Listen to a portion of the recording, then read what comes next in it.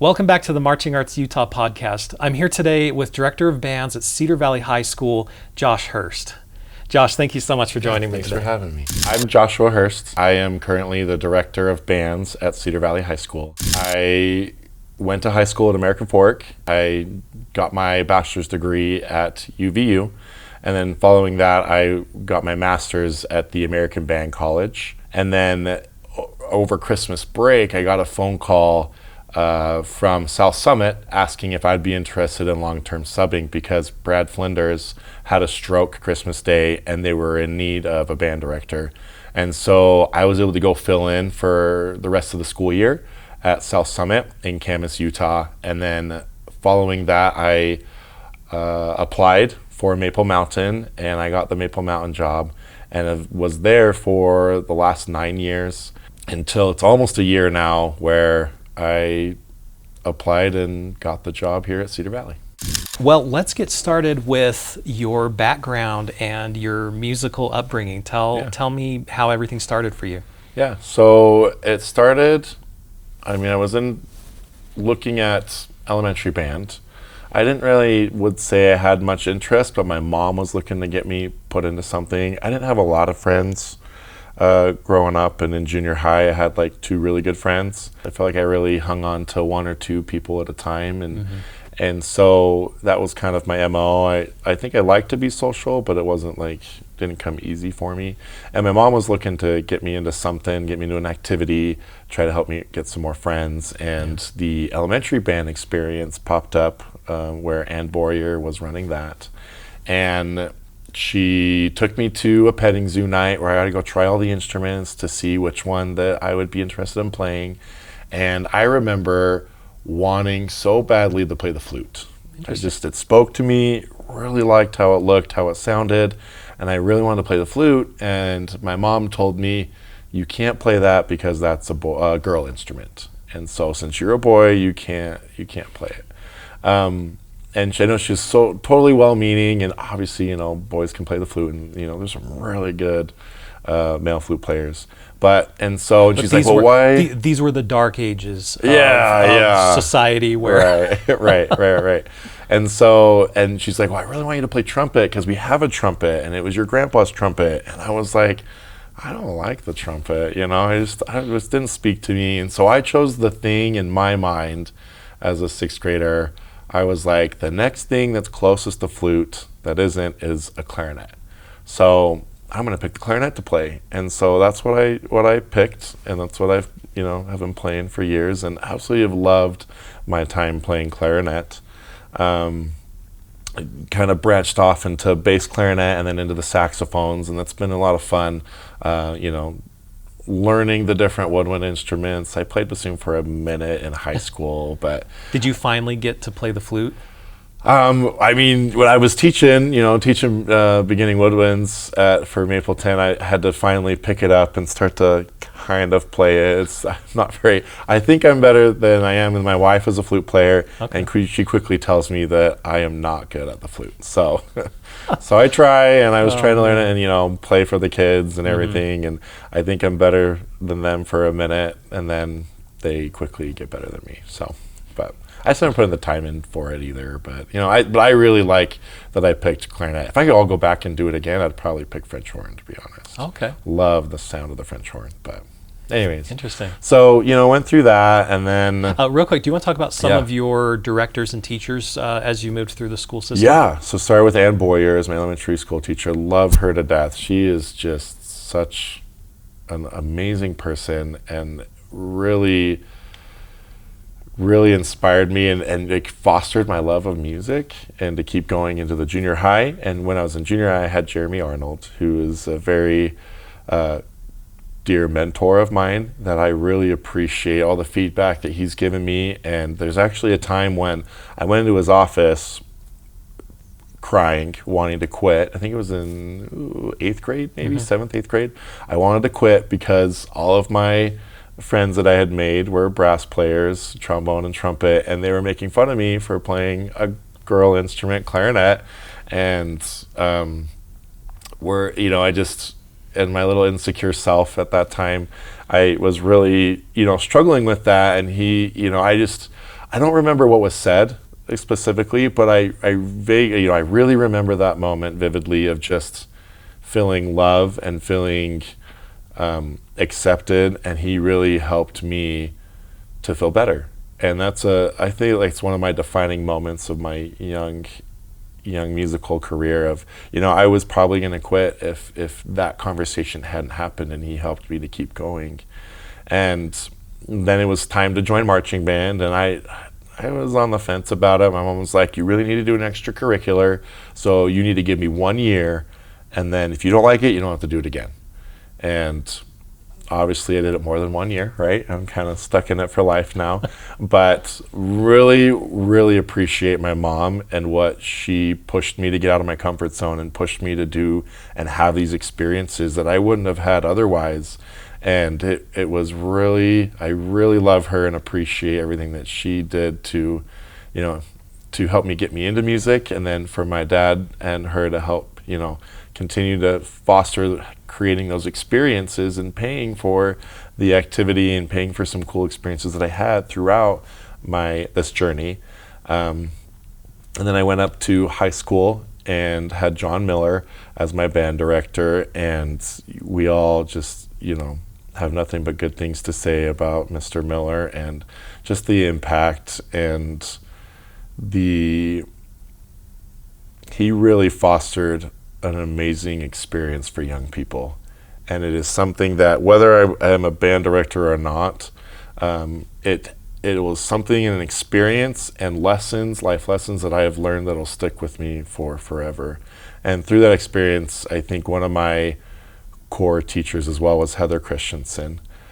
She was a really awesome woodwind staff member that was also, my senior year I did wind symphony, and I also did concert band, and she was my teacher in concert band along with marching band, and she is one of the main reasons of why I became a band director, and just the love I have for her and how she helped cultivate me through my experiences in my youth really helped shape me today. And so all of those people really had a defining moment in my career and in my youth.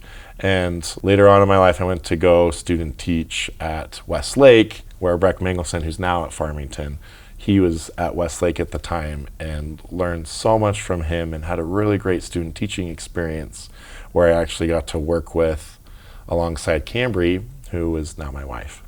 So she was staffing at Westlake when I went back over there, and we got to meet, and based on that connection, we realized like, hey, this is working well and being awesome, and we love being around each other. Let's be around each other for forever. And so, so that's kind of how a little snapshot of how that came to be. And tell me what Cambry was doing with Westlake when you met her. Yeah, so before I was staffing at Westlake, I served a mission for the Church of Jesus Christ of Latter-day Saints, and I staffed before my mission, and I came home and I finished the season with them, and I was going to continue, and John kept calling me, and he's like, I really want you over American Fork. I really want you. And I was like, I'm happy at Westlake. I'm good.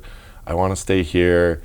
And one thing or another, like there's some things happened, and there just like came a thought of like, maybe you should consider going to American Fork. And it was a hard decision for me, but finally I gave John a call, and I was like, you know what, is there still a spot for me to come be on staff? And he was like, 100%.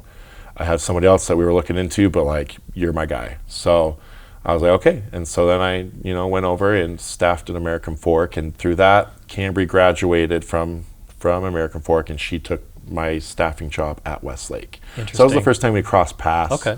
And then through that experience, I was staffing at American Fork, and I later picked up staffing with Kurt McKendrick at Lone Peak High School. Mm-hmm. And so I was doing American Fork, doing woodwinds, and I went over to Lone Peak and took over doing some visual stuff for them and doing the woodwinds for about 1.5 years, 2 years.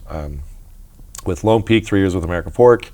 But then when I was like looking at where I wanted to student teach, I really wanted to go back and student teach with Brek, because I just know of how amazing of an ear that he has, and how good he is as a musical director, and just there were still skills that I wanted to learn through the lens of a director, that I wanted to go over there and learn from him.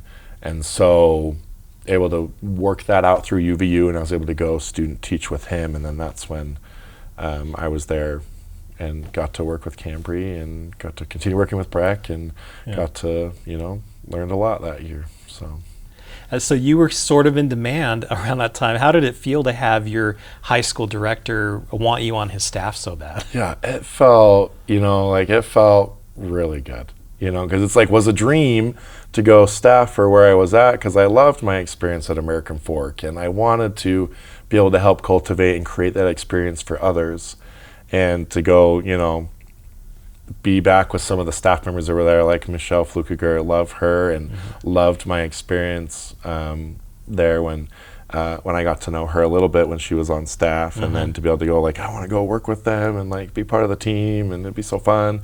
And I actually asked to staff when I graduated, and John was like, hey, we have a rule. We don't take students that just recently graduated. We don't have a spot for you. And I was actually glad that happened, because that allowed me to then go staff at Westlake and to learn a whole different, see the world of band in a whole different lens, in a whole different way. And I really attribute where I'm at today because of just being able to experience a different school for a minute before I went back and I got to see it from a different lens. So could you tell me what years you were at American Fork in high school, and what shows did you march while you were there? So I marched 05 to 08, graduated 09, but with the season years in the fall. I started with Through the Eyes of a Child in 05, and then it was High Power Effect, and then Pulse, and then I ended with The Island. The Island. So you went to Grand Nationals twice, right? Yes. Oh, and then the following year was The Greatest Generation? Yes, yeah. But you weren't there for that? I was not there. Okay. I did get to go and see it in person at Grand Nationals. Wow. Because that was the whole story there. But Yeah. What was it like going to Grand Nationals? It was so cool. It was an experience. That's one of my core memories, like from Inside Out, it's a core memory unlocked, and it's just there. And so I believe, I could get this wrong, but I know I had two different stadiums, my freshman year and my senior year. My first one was like the RCA Dome, and then it became the Lucas Oil. And it was so exhilarating to, you're sitting there standing, waiting to go on the field, and you have this big lift gate, kind of going up slowly, and it's kind of dark, and you get flashed by the light, and you're like, oh, what's going on? And then you just see the massive stadium with all the people that are in there, and it was, I can still remember and see that in my mind, and be able to step onto that turf and to go out and to perform at Grand Nationals, was a dream. And it's something that I've been able to go back as a onlooker several times, and I've been back on staff twice, once for Westlake, once for American Fork, and it's something that we are tentatively planning to go to Grand Nationals with Cedar Valley here in the near future as well. But it was such a cool experience, and I remember my senior year, we were so hungry for it. We so wanted to make finals that we were, the student leadership and I were getting together. We're like, hey, we want to schedule extra rehearsals. We got to get this in. We got to get more work done. And it got to the point where John called us all in. He's like, I really appreciate what you're trying to do, but you got to stop trying to get extra rehearsals and extra time. We already are rehearsing so much, and we're just getting some parents that aren't happy that we're trying to add all this extra stuff in. So he's like, cool your jets a little bit. So, trust the process. And so, but I remember that was an interesting time, because we got off of that field on semifinals, and we felt like $1 million, and we felt so good. It's the best performance we've ever experienced ever. And we were all like that. We felt the energy from our performance, and we kind of heard a rumor that somebody told somebody that we were in. And so we totally thought that we had made finals and that we were going to expect to go, and then we later got the news that we didn't make it. We took 14th that year, and at first it stung a lot to not make it. But looking back on it, reflecting on it, it's totally okay because we left everything on that field and we performed, our whole hearts out and felt such a magic through that performance that, that's what's going to stay with me for forever, is just remembering how good it felt. And that's something that I really love and want to bring as a band director, is I really want to help create that experience for others and for the students that I teach, and help them see that magic and see how it feels. When you've put so much heart and soul into a project that you've been working on for months, and to have that final performance and to leave everything on the field where you're not just performing, you're communicating, your experience and your feelings through your music, through your performance to the audience, and for them to feel that is truly something special.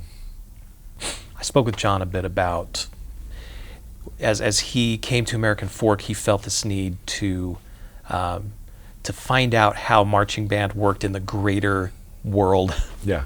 And so he went to Indianapolis and he went to the BOA events and things like that. And I'm just curious, have you, what all have you done to kind of immerse yourself in that greater world of marching band outside of Utah? Yeah. It's something that I love to watch the shows. I try to get to Grand Nationals when I can. It's having a young family, it's hard to get out there and take time away. But I've probably been back and seen it in person 3 times, and then I've gone as a student and as a staff, know. And so it's something that I learned from John of we want to start looking outside of Utah, not because Utah's bad or anything, but it's, you really get a good perspective when you look outside of yourself, and you can see how other people do things and what other people are doing. And I think it's a good learning tool when it's the same as I'm in my band program, but I'm calling Randy and I'm calling McKay and calling my other band director buddies and just hey, what are you doing with this? What do you think about this? And it's the same of that's how we get better, is we talk to each other as a soundboard. And I think it's similar as when we, get outside of our own little bubble here in Utah and we start looking on the outside world, and that's what we're planning on doing this year. Is we want to go to BOA, California, similar to what American Fork did last year, just to kind of, get our feet wet. I want to have my students and the community experience some of the great bands that are in California, and as we're looking at Grand Nationals, I don't know what's going to happen if and when that day ever arrives, but the main purpose is just to get the kids to see what's possible and to be look, these kids are the same age as you and look at what they're doing. It's so cool. We can do that too. It's we can do really cool things even though we're young and we're still learning and building upon our skills. And so it's something that I really love, is trying to look outside of myself to see what I can learn and bring back. Nice. You mentioned the collaboration that you have with other band directors in the area. Aside from that, I know that in the past there's been rivalries, and there's probably still a little bit of rivalry here and there, but what would you attribute the overall rise of so many programs in the state to the point that they are now? What do you attribute that to? Yeah.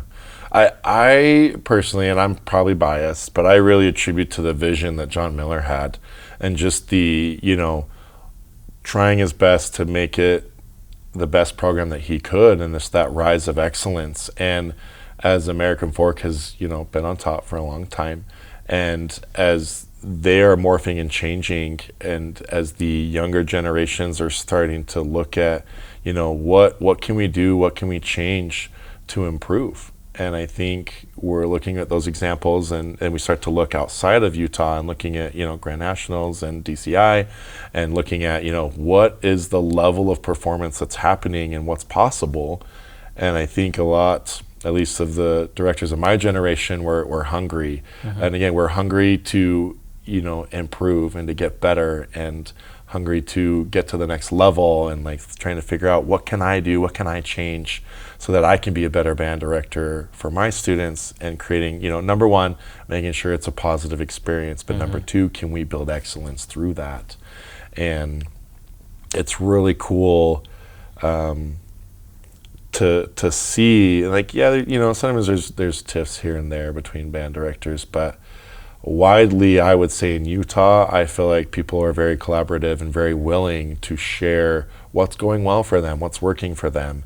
And I know I can call Oren and Randy and McKay and Ryan or any of my people that I talk to and just be like, hey, like I just need some help with this, and they'd be so happy to have a conversation with me or talk me through it. And in fact, when I got this job at Cedar Valley, I called Mitch and I called Oren and Randy and other people that maybe have experienced some bigger programs, because that was new for me, trying to figure out, having 100 more kids, like how do you manage this machine, this beast? And so it's been so wonderful to have great friends that have been willing to, help me and along my way as I've been learning, because I still have a long ways to go, still have a lot to learn, and I just love that I have so many great colleagues that are willing to support me and help me along the way.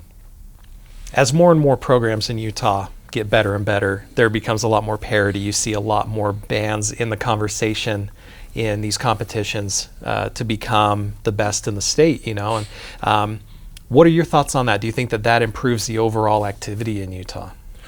I think so. I think when we are all looking, introspectively of like, how can I improve? How can my program improve? How can I get better?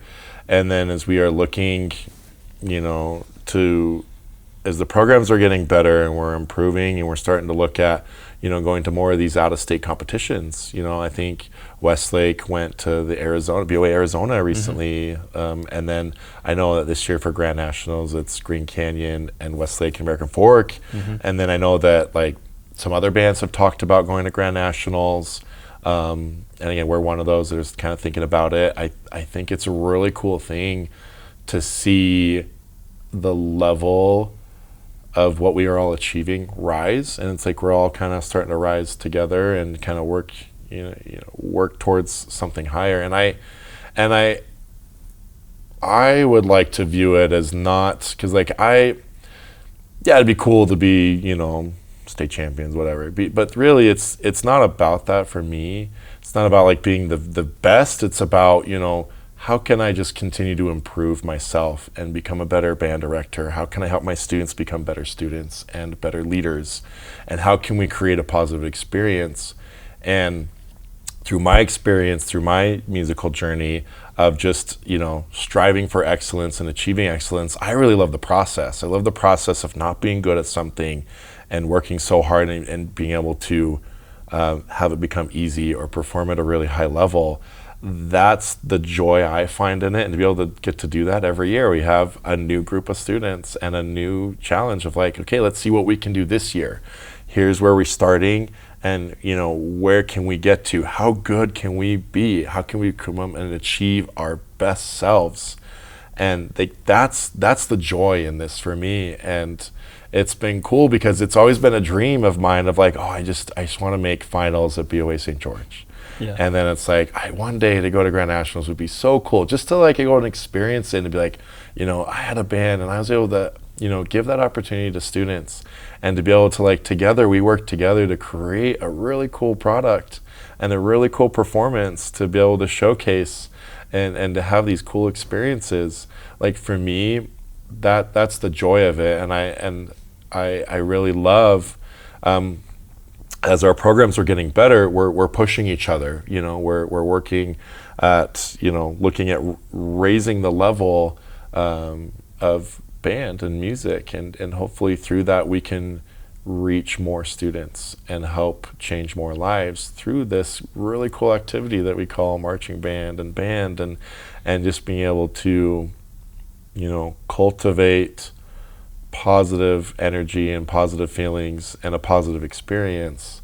And and again, I really love board games. I can be competitive. I love to do well. Love to win. But it's it's not when I, same thing with board games or with marching band. It's not winning that's like the most exciting thing. It can be a little cherry, but it's the process and the journey. It's like one of my favorite books, The Way of Kings, Journey Before Destination. It's the process and the journey of getting really good at something, and the journey of working together and the camaraderie behind it, and seeing, how good can we be. It's something that I try to preach to the students here at Cedar Valley with our Crimson Regiment. It's like, we need to focus on, can we become the best Cedar Valley that we've ever been? What does that look like? What does that feel like? What does that mean? And it's like, what can we do to be better than last time? Is our rehearsal today better than last time's rehearsal? Is our performance this week better than last week's performance? Mm-hmm. And so I try really hard not to look at it of like placements or trophies. It's more of, and again, like I've had times when we've placed really well and it wasn't a good performance, and we've done really poorly and we've placed really well. And there's times when we've done really well and we haven't placed really well. And so to me, they're just numbers, and it's just a bunch of people putting down a number, putting down their thoughts on how everybody fared. And it's something we can't overly control, but we can control the experience we give our students, how we approach those results, how we approach the process, how we approach the journey, and in learning and talking about a positive experience and a positive journey and a process. I think that's where you're going to find more meaningful joy and more meaningful experience through the process. When you were a student at American Fork, did you feel that the focus was on the student rather than on the result? And is that sort of where you've taken that attitude, was from your experience at American Fork? For me, yes. I really felt like it was all about, can we become our best selves? And like we had a goal of making finals and grand nationals and those type of things. And so, naturally sometimes I felt like I lost sight of that a little bit as a student, of just like wanting to make finals. But again, looking back on it and just overall my whole experience, it was overwhelmingly, it wasn't about, can we beat these bands? Mm-hmm. It was about, we can get better and we can achieve our best selves. And I really thank John Miller for that, of just helping teach that, be a good example of that for me, of like, we can't focus on that. We need to focus on ourselves, get your house in order and figure out what am I doing and what can I do to improve to help get to that next level. And that process and that journey of getting to the next level, of doing something a little bit better the next time, is so fun. And it's kind of where I feel like I got it from. Yeah. But yeah. I'm just curious if that influences it. Here's a question. It's very simple, but I think it's very deep, and I'd love for you to go as in depth as you want. But what is it that gets you out of bed every morning? What is your why when it comes to your job here at Cedar Valley? Yeah. It kind of goes into why I wanted to become a band director. When I graduated high school, I quit. I wasn't going to play. I was done. I heard that UVU didn't have the best band program at the time, and so I was like, well, I've been at American Fork. It's been great, but I was going to go and become a therapist, and wanted to kind of look at majoring into psychology and looking into that route. And I had a friend, after a couple weeks into school, was like, why aren't you in band? I was like, I had all my reasons and excuses I could give. And she's like, no, you need to come. You need to come be part of the band. We had such a great experience in high school. Will you come try it out? Come play with me. And I was like, I'll come try. And I went and I auditioned, and then they placed me in the band and in the orchestra. And I had so much fun. And I was like, all my favorite, feelings and moments and the reasons why I kept doing band every year, came back to me. I was like, this is really fun. And then I was thinking about what I really wanted to do, for my career. And I was talking to Heather Christensen, and she really encouraged me, she's like, I think you'd be a really good band director, Josh. And I really think you should consider it. and I think it'd be a really good fit for you. And that got me thinking, and I had some conversations with her on like what it was like and some things. And she's like, yeah, the more I think about it, like you have just how you are. I think you'd be really, really awesome. And I think that's something you should look at. And I finally made that decision with her encouragement to become a band director. And then the whole experience, the tragic loss of Heather and what she did, on the day of the bus crash, has stayed with me and has been a defining moment in my life. And every year I have a tradition that I started at Maple Mountain, and I've brought it here to Cedar Valley, where at the end of the season, I like to have all the seniors kind of give a last talk, their last final thoughts to the band. And then I like to close it off with my Heather story, where I kind of communicate my why, and my reasons behind being a band director. And sorry, man, it's a really special moment, and I hope the students love it and is as meaningful to them as it is to me, because it's my opportunity to share a piece of Heather with them, because she's one of the people that I really looked up to and want to be like, and want to be able to give my students an experience like I had. An experience that Heather helped foster and create for me is what I strive to do for my students. And I'm not perfect. I make a lot of mistakes. And with this transition from Maple to Cedar, I've made a lot of mistakes, and I'm still learning every day. But what gets me up and gets me going is like, I hope that even through, I know that I'm not perfect, and I'm still trying to figure out how to be a great band director and how to be better and how to create a positive experience for these kids. I really hope that through me, they'll be able to see a piece of Heather, and that I'll be able to make a small impact and a small difference in their lives through band, because I know how big and how massive of a difference it made in my life, and how it changed me, made me into a better person, and made me into who I am today.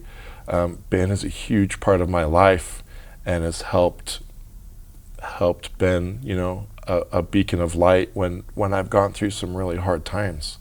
And so, yeah, that reason, my why is I just, there's so much negativity in the world today. There's so much gunk and awful things that go on. And I had a good home life. My parents, divorced while I was in high school, and it was a hard time, and band was the place I could turn to, and to feel safe and to have a home away from home. And as a director, I experience a lot of kids that have good family lives, and there's a lot of kids that don't. And no matter where the kids are coming from, no matter what they believe, no matter what they think, what they feel, how they are, I want the band room and band to be that safe haven from anything negative that's going on in their worlds, And I just want it to be that safe place where they know they can come and they can feel accepted. And like, we're gonna push you, we're gonna get you better. Where it's not like just to ride the lazy river, It's like we're gonna help you get better, and we're gonna help improve, and together. And I really try to emphasize that. It's like, I'm also needing to improve, and I hope that together, students and myself, that we can work together to become better humans through this process, and to create. And that's something I really iterate to the students. Like, when I try to talk about behaviors or things that need to change, it's because we're trying to create a safe place for everybody. We're wanting this to be a good place for everyone to coexist and to enjoy making music. And so to me, I love making music. I love working with the youth and trying to create that safe place even more. And it's just, music is that vehicle and that safe place where we can play and we can create those emotions and have really powerful musical moments. And through the vehicle of music, we can become better human beings, because it's that language that we're all learning how to speak together despite our differences. And that's so cool to me, and one of my main reasons of why I love being a band director.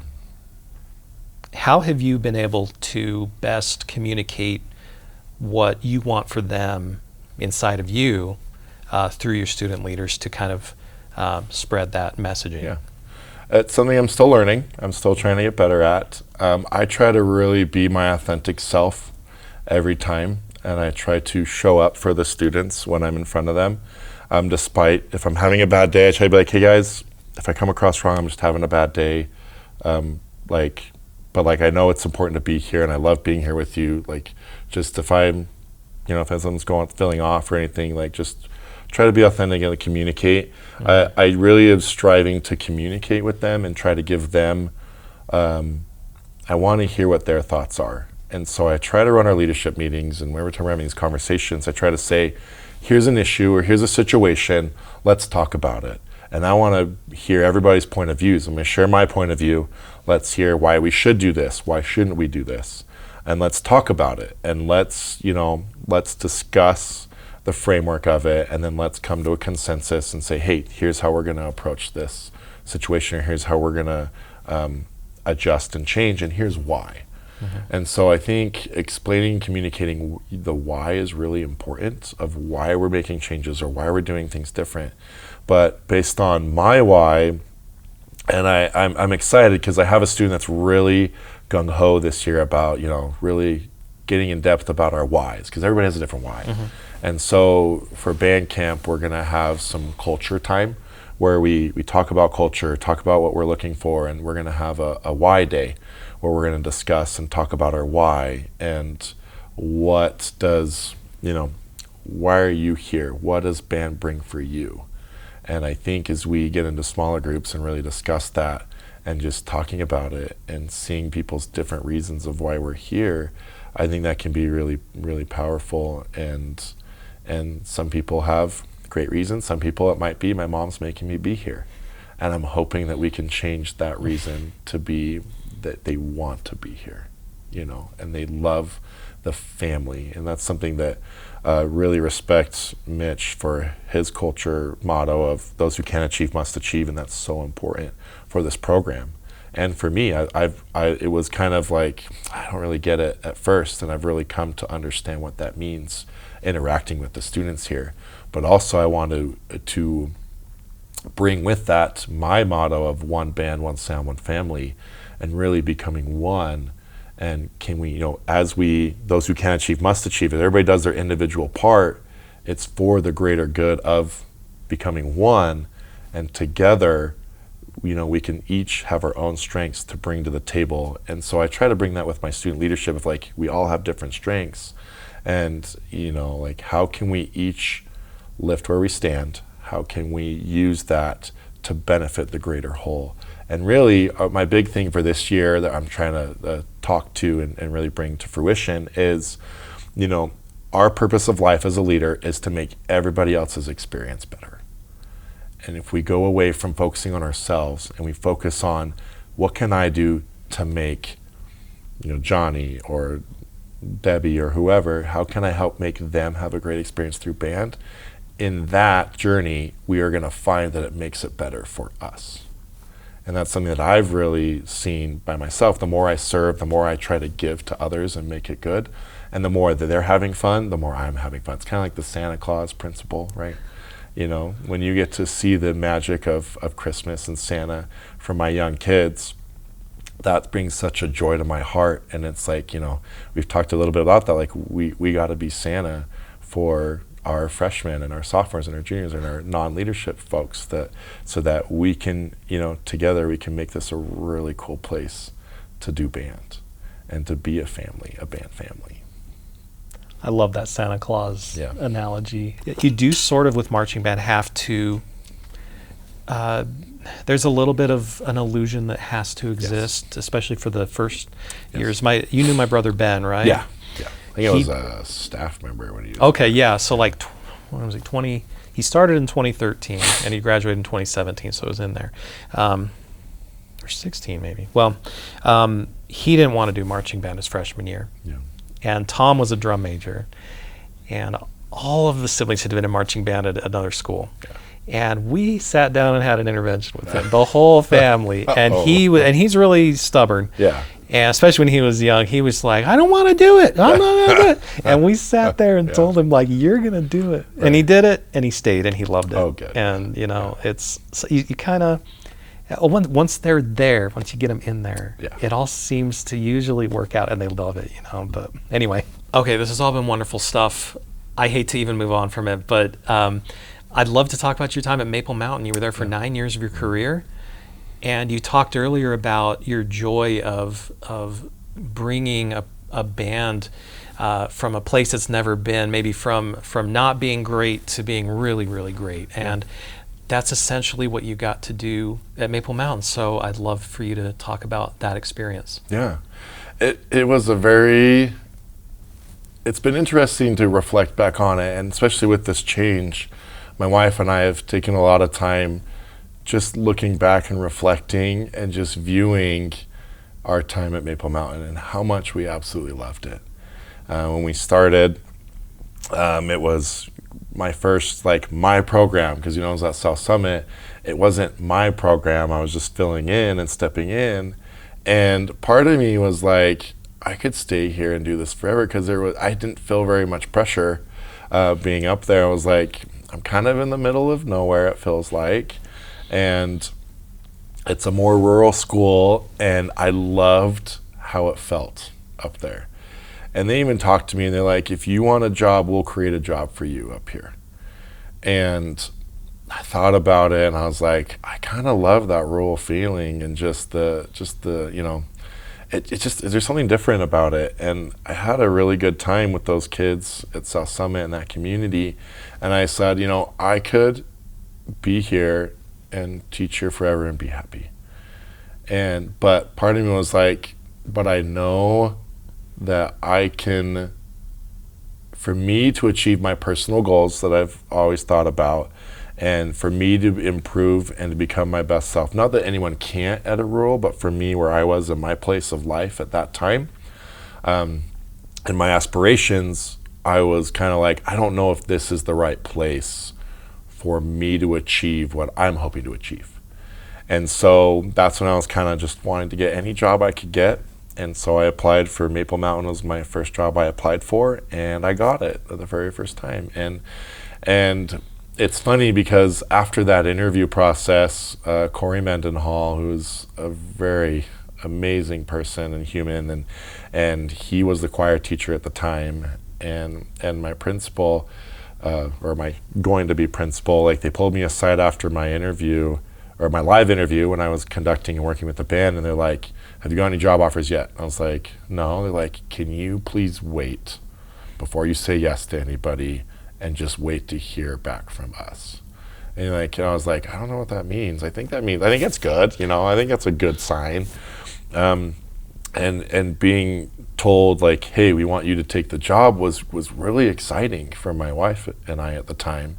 And were you living in Camas, or? So I was living in American Fork at my dad's house. I guess it was, he was living at American Fork at the time. I was living in American Fork at the time, but it was an hour and an hour and 10 drive, and I was starting to fall asleep at the wheel, just because it was just long hours, and I was exhausted, and so I was like, this isn't safe. I ended up getting a small house apartment thing, just renting a house for my meantime. It was a really nice gentleman that was like, I'll give it to you pretty cheap. I know you're just kind of temporarily here. So I actually ended up being there for most of my time up in South Summit. And I was dating Cambry at the time, so we weren't married yet. But and so as I was kind of considering going to, as I was accepting Maple Mountain, Cambry and I were still dating, but I still was we were most likely going to get married, right? And so it was I think this is going to, this is working out, we want to do this. And so we were still discussing it, and I was making sure it was the right decision for me, which absolutely is, right? And has been. But I was looking at it and just kind of all right, I'm taking Maple Mountain, and got to meet with Chris Wilson, who was the band director. I was taking over for him, and just seeing what he had done. He had been there for roughly 10 years, I think, and have a lot of respect for him. He's a killer musician and is really brilliant. And so went, and my wife, or Camry, my girlfriend at the time, and I went and met with him and his wife and just talked about the program and kind of get to know it and to see where we were at. And it seemed like a very good first job experience for me to go have. And so went in and had a band of about 40. And I was like, it's very different when you go into your first teaching job. And I'm like, what did they teach me in college? I'm like, everything they taught me, I'm like, this is totally different than what I was taught. And nothing against the colleges, it's just there's so much information and so much you have to know and so much that's different from job to job or district to district, that I was like, it just was a fire hose of like, I don't even know what I'm doing. I don't know how to do this. Like, it was a challenge, right? And I had some fight back. I remember they were used to standing with their feet together. And I was like, no, we're going to go to first position and we're going to have it open and just, put some space between our toes. And the kids lost it. And they were just like, what are you doing? Like, why are you changing this? And they were so grumpy about it. Blah, blah, blah, blah. And I was just like, this is like nothing to even be grumpy about, And it was hard. And so, and I remember going through that first year trying to find, because all the staff quit. So I was trying to find staff, trying to figure out how to do that. And trying to, figure out the way of how to be a band director. And our first marching band season, we went on, and it was the first competition. And I just remember like sitting there being like, God, this is crazy, being on this side of it, finally being a band director, waiting. And I remember we went and did the Orem Showcase Review. And the clinicians at the time, I was just kind of asking, I was like, hey, I'm just looking to get better. What can we improve? What can we do differently? And all of them said, this is a growing year for you. You're not going to amount to very much. You're not going to do very well. So don't be, and I wasn't necessarily asking about competitively, but it was just like, you're not going to be competitive. You're not going to do well. So just take this as a growing year. And I went away from that experience so turned off. I was like, this isn't good feedback. Like, I don't need to know if I'm going to be competitive or not. I want to know, what do I need to do to get to the next level, not just wait a year, keep doing what you're doing. I don't know. Like, it just didn't sit well. It was like not the feedback I was looking for. Like, I didn't want specifics. Like, help me get better. And so I didn't know what to expect for that first year. But I remember that Matt Tippett at the time, he was at Orem High School, I believe.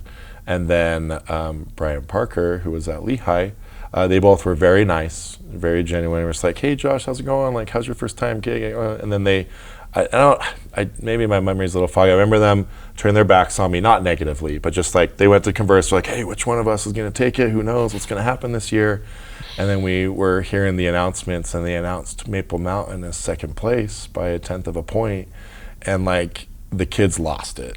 And like, we were all just like, what just happened? It was just so crazy, right? And so, and because we were working really hard and the kids weren't really bought in and weren't really trusting.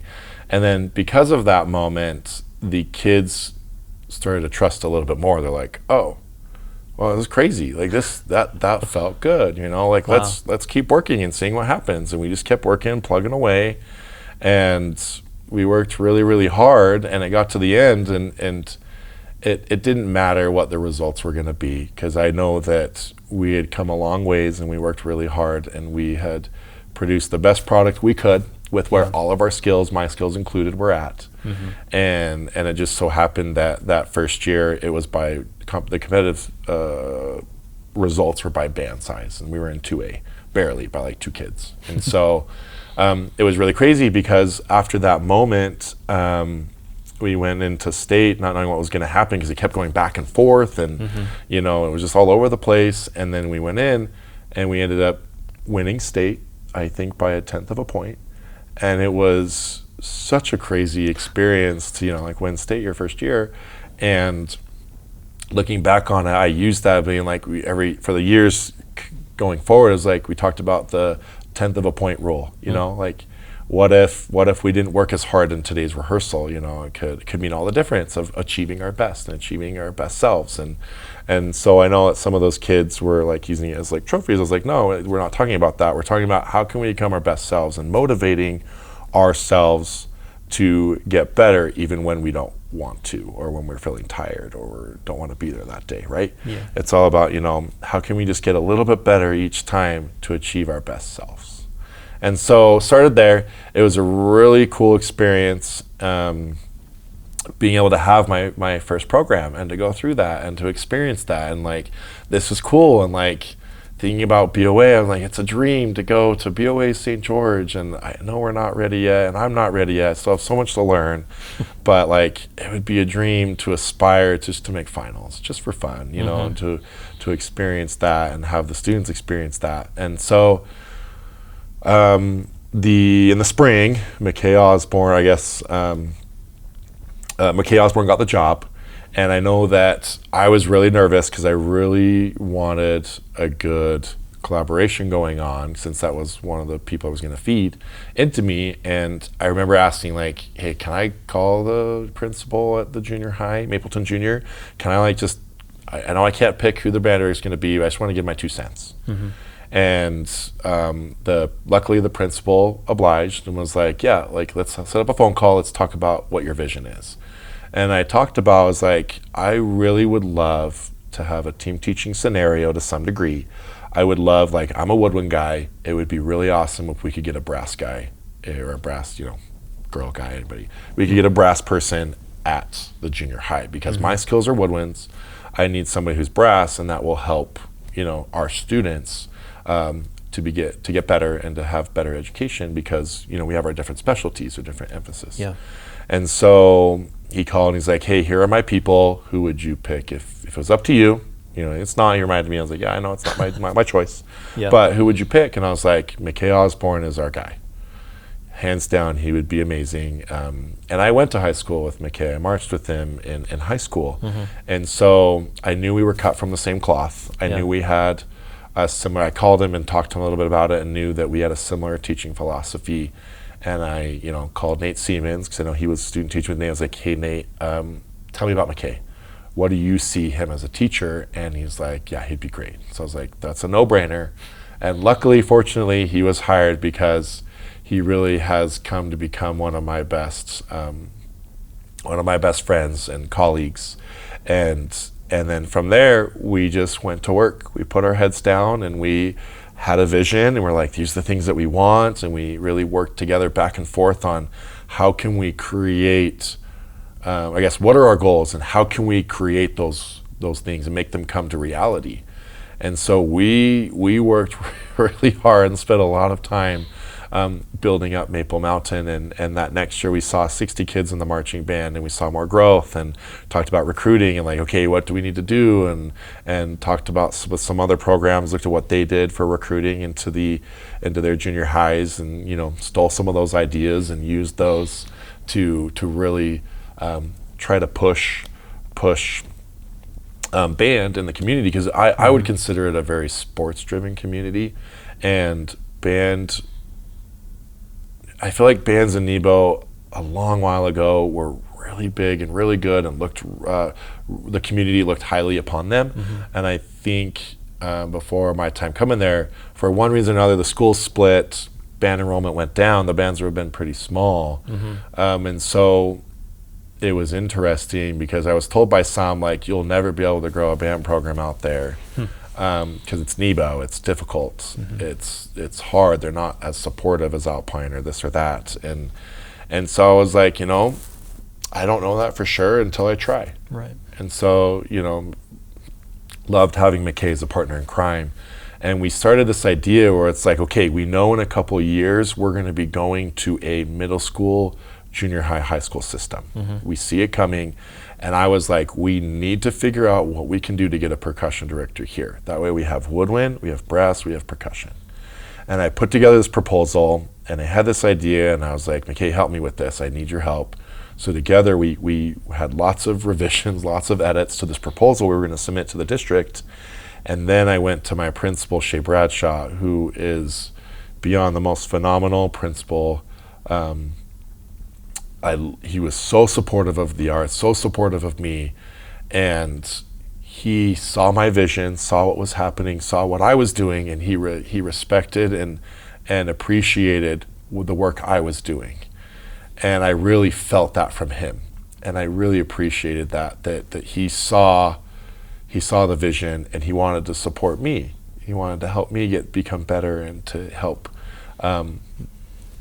give me the tools or the things that I needed to be able to make my vision come to life. And so we really, talked to all the people at the district about this plan that we had, where we would divide the responsibilities of the 3 schools between 3 directors. Or I would go teach beginning woodwinds at the middle school, then I'd teach high school. McKay would teach beginning brass at the middle school, then he'd teach junior high. And then we'd bring on a percussion guy, and they would teach percussion at all 3 schools, middle school, junior high, high school. And I looked at all the class times that were there, and I created a whole thing. I was like, I have to make sure that I've done all the work for the district and the admin so that they don't have to do anything but say, plug and play. Yeah. And so I created the schedule. I said, here's where the classes have to be to make it work. We're transitioning between schools. Here's the plan. This is what needs to happen for this to come to make it a reality. And Shay went and pushed and fought really hard at the district level, because at first they were like, what is this? This is weird. Like, this is unconventional. We can't do it this way. This isn't what people do. And I was like, this is the way. We need to do it this way. And Shay pushed it so hard that they were like, okay, we'll give it a shot. And so when that split finally happened, we hired Preston Gilbert as our first percussion director there. And then we were one of the few programs in the state that had an actual full-time percussion director. And it was so cool to see my little collaborative team go from 2 of us to 3 of us. Yeah. And for us to work together, of like, okay, we made a lot of mistakes along the way. I'm still making so many mistakes, but it's like I've learned so much and grown. And when we had that happen, and we started to see, we were making great sounds, and we kept getting better, and we kept improving at with the junior high state festivals and the high school state festivals and marching band. Our band kept growing and getting better every step of the way. And it was so cool to see, and to think back to my little high school self, junior high self, and thinking about look, you're growing a program. This is so cool. It's so fun. And being able to see the type of experience and creating positive experiences for these kids, and seeing that growth and witnessing it firsthand is truly a dream come true. And ever since we were able to create that system, it worked really well for us. And again, we're not perfect, not the best band ever, but we saw a significant shift in the achievement of our kids. The model worked. It did what we said it was going to do. And all of a sudden, the community started to see it, the admin started to see it, the district started to see it, that we had a successful band program at Maple, and it was growing. That brought on its own slew of problems, where the district, we didn't have the systems or the policies in place to fully help us with the amount of growth we were starting to see. And so within that time span, we went from 40 in marching band to where my last year we were at 146. And Wow. We were looking at the numbers we were getting at the junior high and 6th grade middle school. And it's like, we're going to be 180, 200 in the next couple of years. We're well on our way. The machine's going. It's not perfect, but it's going away. We're working really hard at this. And it's been cool and interesting, because coming on this side of it, where I've left, and we've gone back for a mission farewell, or we've gone back for some events that some students have invited me, Maple Mountain students have invited me to go participate in. And some of the community members are like, oh, do you know this person? I'm like, well, yeah, I used to be their band director. They're like, oh, band's really good out here and at Maple Mountain. I was like, yeah, they do really well. They're really great students, and they're doing really awesome. The director right now is really great.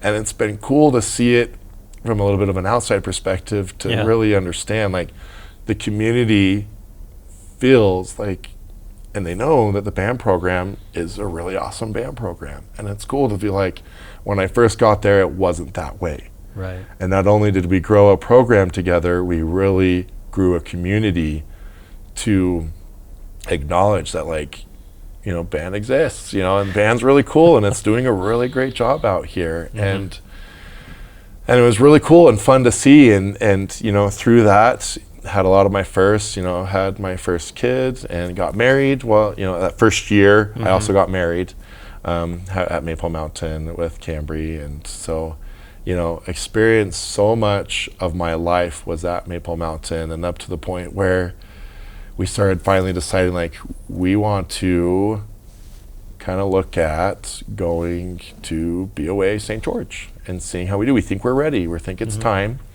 We don't know if we'll make it, but I think it's time to start experiencing that culture and experiencing that for our community. Up until that point, had you only done Red Rocks at St. George? Yeah, we only had done Red Rocks. And so I'm trying to remember what year that was, because 2025 was last year, and then it was 3 years before that. So 2022, I think, is when we decided to do BOA St. George, for the first time. And we went, and it was so interesting because I was wanting to, you know, create a positive experience for the kids. And that was a little bit of a rocky year for us. The culture wasn't the best, wasn't where I wanted it. Some people were kind of, it just felt a little negative. And we went to that competition, and I was like, hey guys, we're probably, like, where we're at, we might make finals, we probably won't, and that's okay. But if we win our class, then we'll get to perform in finals at exhibition. And so many of the kids came back and were like, we really hope we don't win. We're just so tired. We're exhausted. We don't want it. This has been kind of a hard year, and we don't want that. And I felt kind of defeated as a band director hearing that. That's the feedback the kids were giving me. I was like, is this even right for this program? Is this even what, you know, is this the direction we should be going? Like, it sounds like the kids don't want to go to BOA at the moment. And like, it just, I had to do a lot of self-reflection of like, I don't know. I was like, we got to give it one more year. And if the kids don't want it and the community doesn't want it, then that's okay. And I just have to live with that. And so we decided to gear up for it again. And that was the first time we decided to use a program coordinator. We brought Jessica Glasgow onto our team to help us, because it was a lot, me trying to program coordinate and build a show really terribly.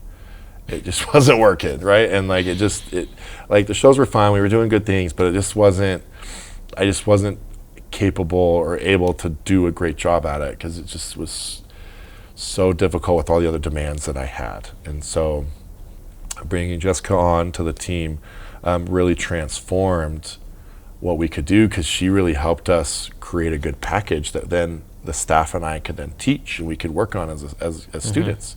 And she took that side of like, hey, I'm going to take this part off your plate, and we're going to, you know, create a good product for you to then teach. And so we really did that.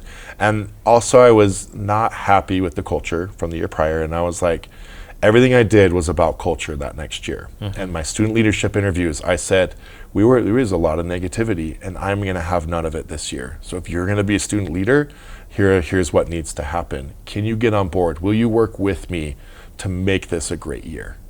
And all the students, we, you know, had some tough questions for them of like, this is kind of how you were last year.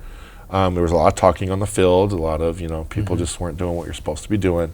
Can we work together, and do you commit to making this a really great year?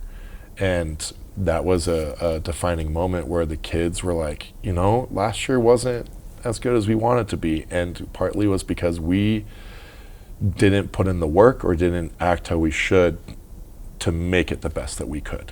You know, we didn't leave it all on the field. And so now, just to clarify, it was the 2021 season that hadn't been great. I think it was 2022. It was the 2022 season that hadn't been great. Yeah. And that's the season that you decided to go for BOA finals. Yes. Or for BOA in St. Yeah, George. and that first year was kind of rocky, and that was our first year. It was Gotcha. Okay. Yeah, and I was I was like, was this the right time? Are we not ready for this? You know, does the community not want it? Yeah. And then 2023. Yeah.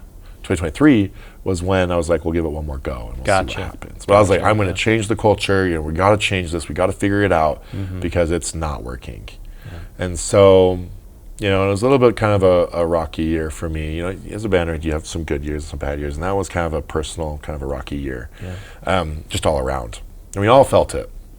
But we still maintained our positivity, trying to push to the next level. And we were still growing. And the next year, I believe that was the first year we broke 100. And I always promised, like, if we break 100, we'll go to Hawaii and do the Hawaii parade. And they're like, yeah, let's do it. And then I didn't realize I had to get a specific approval. And the district leaders at the time were like, that's not happening. So I was I was like, oh, it's sad, but okay, it's okay. It's whatever. Pizza party. Yeah, pizza, right, instead. So, you know, and the kids were fine. Like, they understood. But it's like, okay, you know, it's kind of the next steps for us to get better is, you know, as we look to compete at a higher level, that's going to help us improve and become our best selves, right? Yeah. And so then that next year, I just focused a lot on culture. And with that, along with, you know, some pretty good design and trying to get better at that, culminated into our first ever, you know, making it to finals. And like, I didn't know if we were. I thought we were a bubble band. Like, I don't know what's going to happen. I don't know what's going on. But I know that if we do make it, because of the number we drew, we would probably be going first on if we do make it. And so I was like, parents were asking, do we pack the trailers? I was like, maybe we do, maybe we don't. I was like, maybe just be ready just in case. But like, don't plan on it. Parents were asking me before, they're like, do I buy prelims tickets and finals? Do I just buy prelims? I was like, we're not going to make finals this year. We're still learning. We're still growing. Don't buy tickets for finals. You can go home after prelims. And I didn't have in my itinerary a plan of if we made finals. In my mind, there was no way we were making finals. You know, we were just too small and too young. And I was still trying to figure out my life as a band director that it wasn't going to happen. And we were announced 11 out of 12 as making finals for the first time. And everybody just erupted and was so happy. And like, for me, my little band director heart, I was just like, you know, this is something that's so cool for them to experience playing in finals underneath the lights. Because, like, you know, we're now, and it's now school at the state level, we're now competing at school size, and we always perform in the day. And so the kids don't know the magic and what it feels like to perform under the lights. And so I really wanted that for them. That was like one of my driving forces. Like, I want them to experience this. It's so cool to perform in finals and to perform and to, you know, be there with all those great bands, you know. And many band directors that I looked up to for years, and knowing them in high school and just be like it'd be so cool to rub shoulders with them, you know, on that finals field. And so when they made that announcement, I got to see the video after and all the kids jumping up and cheering, I was like, okay, they're not mad, they're excited, they love it, they're so, you know, and the culminating, like, up to that point, we were feeling some magic happening. The culture was different, the show felt different, the band felt different. And that's when I was really pushing really hard, becoming one band, one sound, one family. We need to change this around. And that's when I really started focusing really heavily on that. And I feel like we got really close. It wasn't perfect, we got really close to achieving that oneness. And we worked really, really hard. And again, the kids would have been okay. Like, we performed really well. And they're like, we're okay if we don't make it, but like, we would love to. It would be really cool. And then to be able to experience that, and then to have to rush to get into our uniforms and rush to the practice field to get to warm up, and then to be able to practice. I have a really cool photo of the woodwinds warming up under this gorgeous sunset.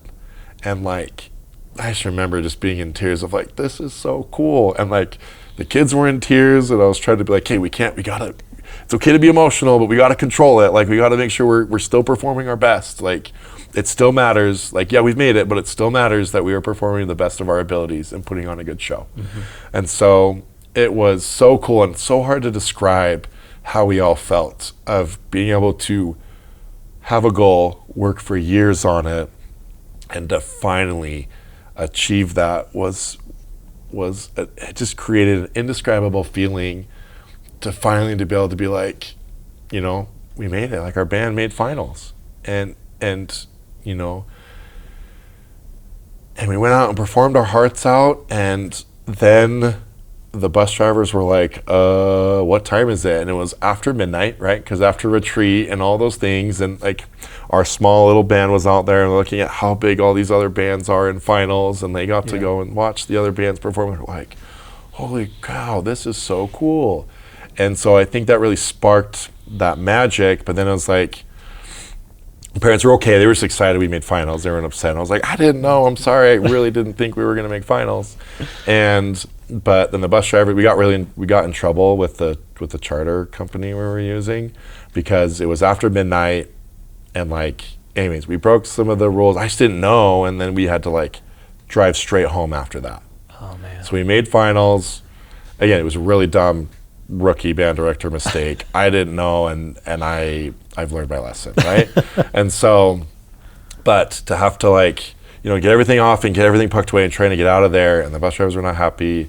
Yeah. And again, it still is a defining moment. And again, it's hard because I really want to preface, like, it's so important to not focus on the trophies or the placements or whatever, but I think competition can be, healthy competition is how we improve and how we get better. And as long as like, it's okay to lose, it's okay to not get what you want. And it's how we react, whether we win or not, how we react to that moment truly defines who we are. Yeah. Whether or not you're winning all the time or you're not winning all the time, how you react and how you come off of that experience can really say a lot about a person. Right. Absolutely. And so I really try to preach to the kids, like, we may place, we may not, but it's like, what matters is did you feel good? Did you leave it all on the field? Do you have no regrets? And then, you know, we can't control the numbers. We can't control what happens. Yeah. It's a fun little cherry if we get the cherry. You know, we got the cherry that year.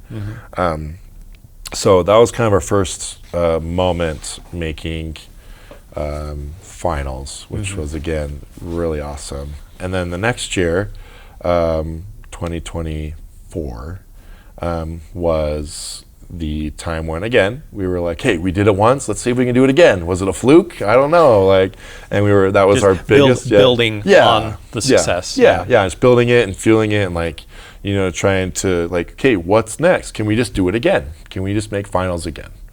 And so throughout that season, we were going, and it felt magical. Like, just from the beginning to the end, when we were all done with that season, that's the first time I've ever felt I could keep working on that show. And I wanted to keep working on that show. Usually by the end, I'm so tired and burnt out. I just want to be done. I'm ready for Marching Band to be over, not because I don't love it, but it's just like, it's time to come to an end.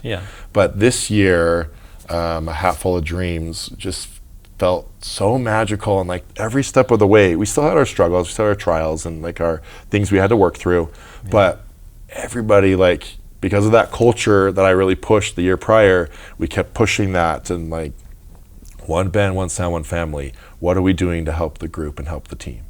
And we really talked a lot about that and making that happen. And I had a really integral student leader, Evan Call, who was such a happy, positive person, and I really contribute him to be a defining shift in our culture of just who he was. People wanted to follow him. And him and we worked together to create and really wanted this positive culture where it didn't matter what place we got, we were cheering at the end of rewards. The band was cheering, and they were cheering for other bands. And that year it was really cool because we were cheering for our competition, Green Canyon, or other bands. And I got a note from one of the Harriman parents. It was like, it was so cool to see your band cheering for others. you stopped your warm-up and you cheered for Green Canyon as they walked past you. Went to American Fork, and there was a person that came on the bus to stamp all the hands. They're like, oh, you're Maple Mountain? Oh, you're the nice band. Like, you're the band that, like, cheers for everybody, and it's so nice, and, like, we love just being around you. And that was one of the best accomplishments I think I could ever achieve as a band director, is where other programs were, to my perception, were viewing us as that band that was nice, that was cheering for others, that had a good attitude, that was smiling and just happy to be there despite what the results were. And that was a true accomplishment in my eye, because like, we were just so happy to be together, and to have the privilege to be able to compete together and to perform together and to be one felt so good. And that was like, I really felt like we were one band that year. And going into finals, right, or going into BOA St. George, we were just like, hey, the goal is to make it again, and I don't know if it's going to happen. There's a lot of tough competition this year, and I felt like we were a bubble band. I was like, there's no way. I learned from last year, the year before, that I was like, hey, in my itinerary, there's a plan if we make finals, and there's a plan if we don't make finals, right? And I was like, we'll get another hotel for that night, and if we don't, that's okay. We'll get to stay, and I want to have my band experience finals. So they'll be in the stands, and we'll watch, and we'll support the bands that made it. And so, but we were just hoping, and it was like, we would love to do finals again, and this year feels so good. The show feels so good.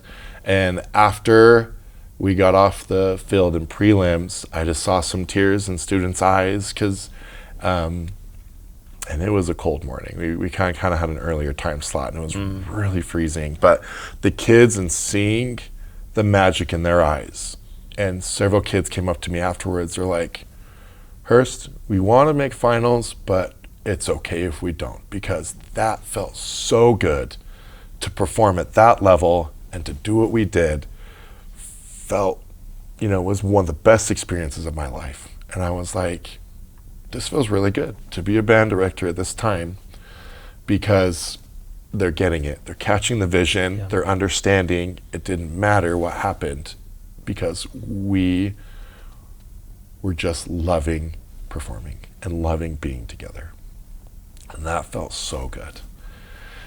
And we were all nervous to see what the results were going to be, right? And that was the year that our school size was too big, so we got bumped up to 4A instead of 3A, and the rest of the state didn't know that. And so when they were announcing Class 3A, first, second, and third, they didn't announce Maple Mountain. And my phone started blowing up. They're like, wait, what happened? Like, we were expecting you to place at least in 3A. And people were like, are you in 4A or something? Or like, what happened? And I was like, we're in 4A.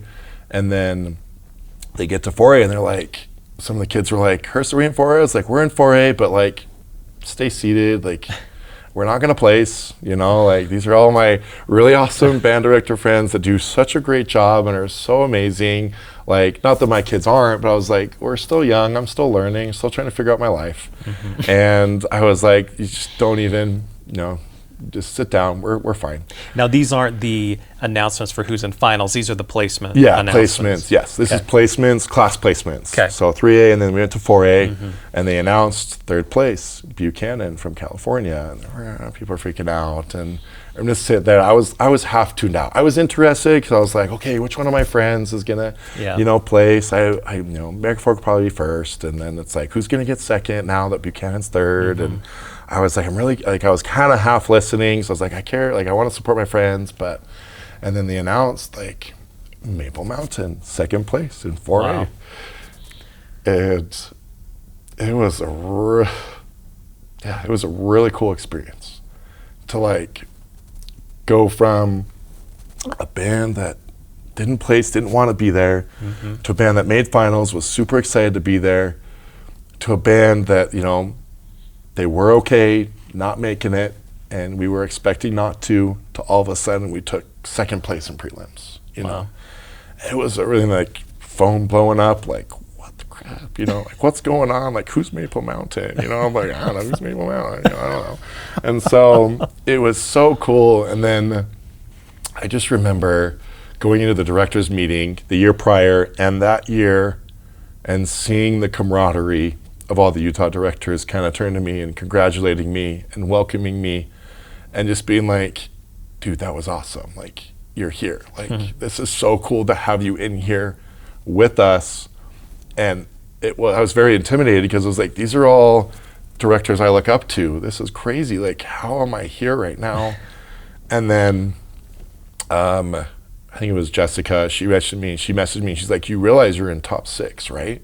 I was like, no, we're not. Like, what do you mean? She's like, yeah, because of how it happened and everything, you being second place in 4A means you are top 6, which just blew my mind. I was like, there's no way. You know, sometimes I go back and look at it, I'm like, it was really cool and it was really fun, but like, I don't know, like, I don't know how, you know? I was like, we were just hoping to get 12th, you know? Right. And so it just was such a cool moment to experience that and to feel that. And again, to feel like we were one, and for those kids to be on cloud 9 and just like, we could just go have fun and go perform our hearts out, and just because we just knew we felt magic when we performed that show, and the audience felt magic when we performed that show. And it was cool because, you know, going in, because I like to, you know, we do the clinic with the judges afterwards, and to go in and be like, we're still singing your show, and we thought it was so cool, and it was so catchy, and it was such a cool experience, thank you. And that was a really cool, positive experience to go through that. And that year felt so good because we kept continuing on, and, you know, our concert bands were doing well. We had 2 concert bands, and it was the best we've ever done. I think it was some of the best teaching I've ever done. It felt so good. And we had gotten superior ratings before, but we had never gotten straight 1s. And then to go through that experience and to get to the end of state band and to be, you know, to see the results of my concert band and my advanced band both receiving straight 1s, you know, in concert band, first time ever for me as a director getting straight 1s ever, it was like, holy crap, this is so cool. Like, and to get them to be able to experience state and just to be able to go watch and listen to other bands and to be able to perform at that level was so cool, you know. And our jazz band did really, really well, and our ratings were similar to some of the best jazz programs in the state. And I was like, this is so cool, like, you know. And I had some killer players that put in a lot of work, and the students were, you know, I'm just there. You know, I was a kid that teased the students, like, I get paid to tell you you're wrong and paid to tell you need to do it again and like do it over and over again, right?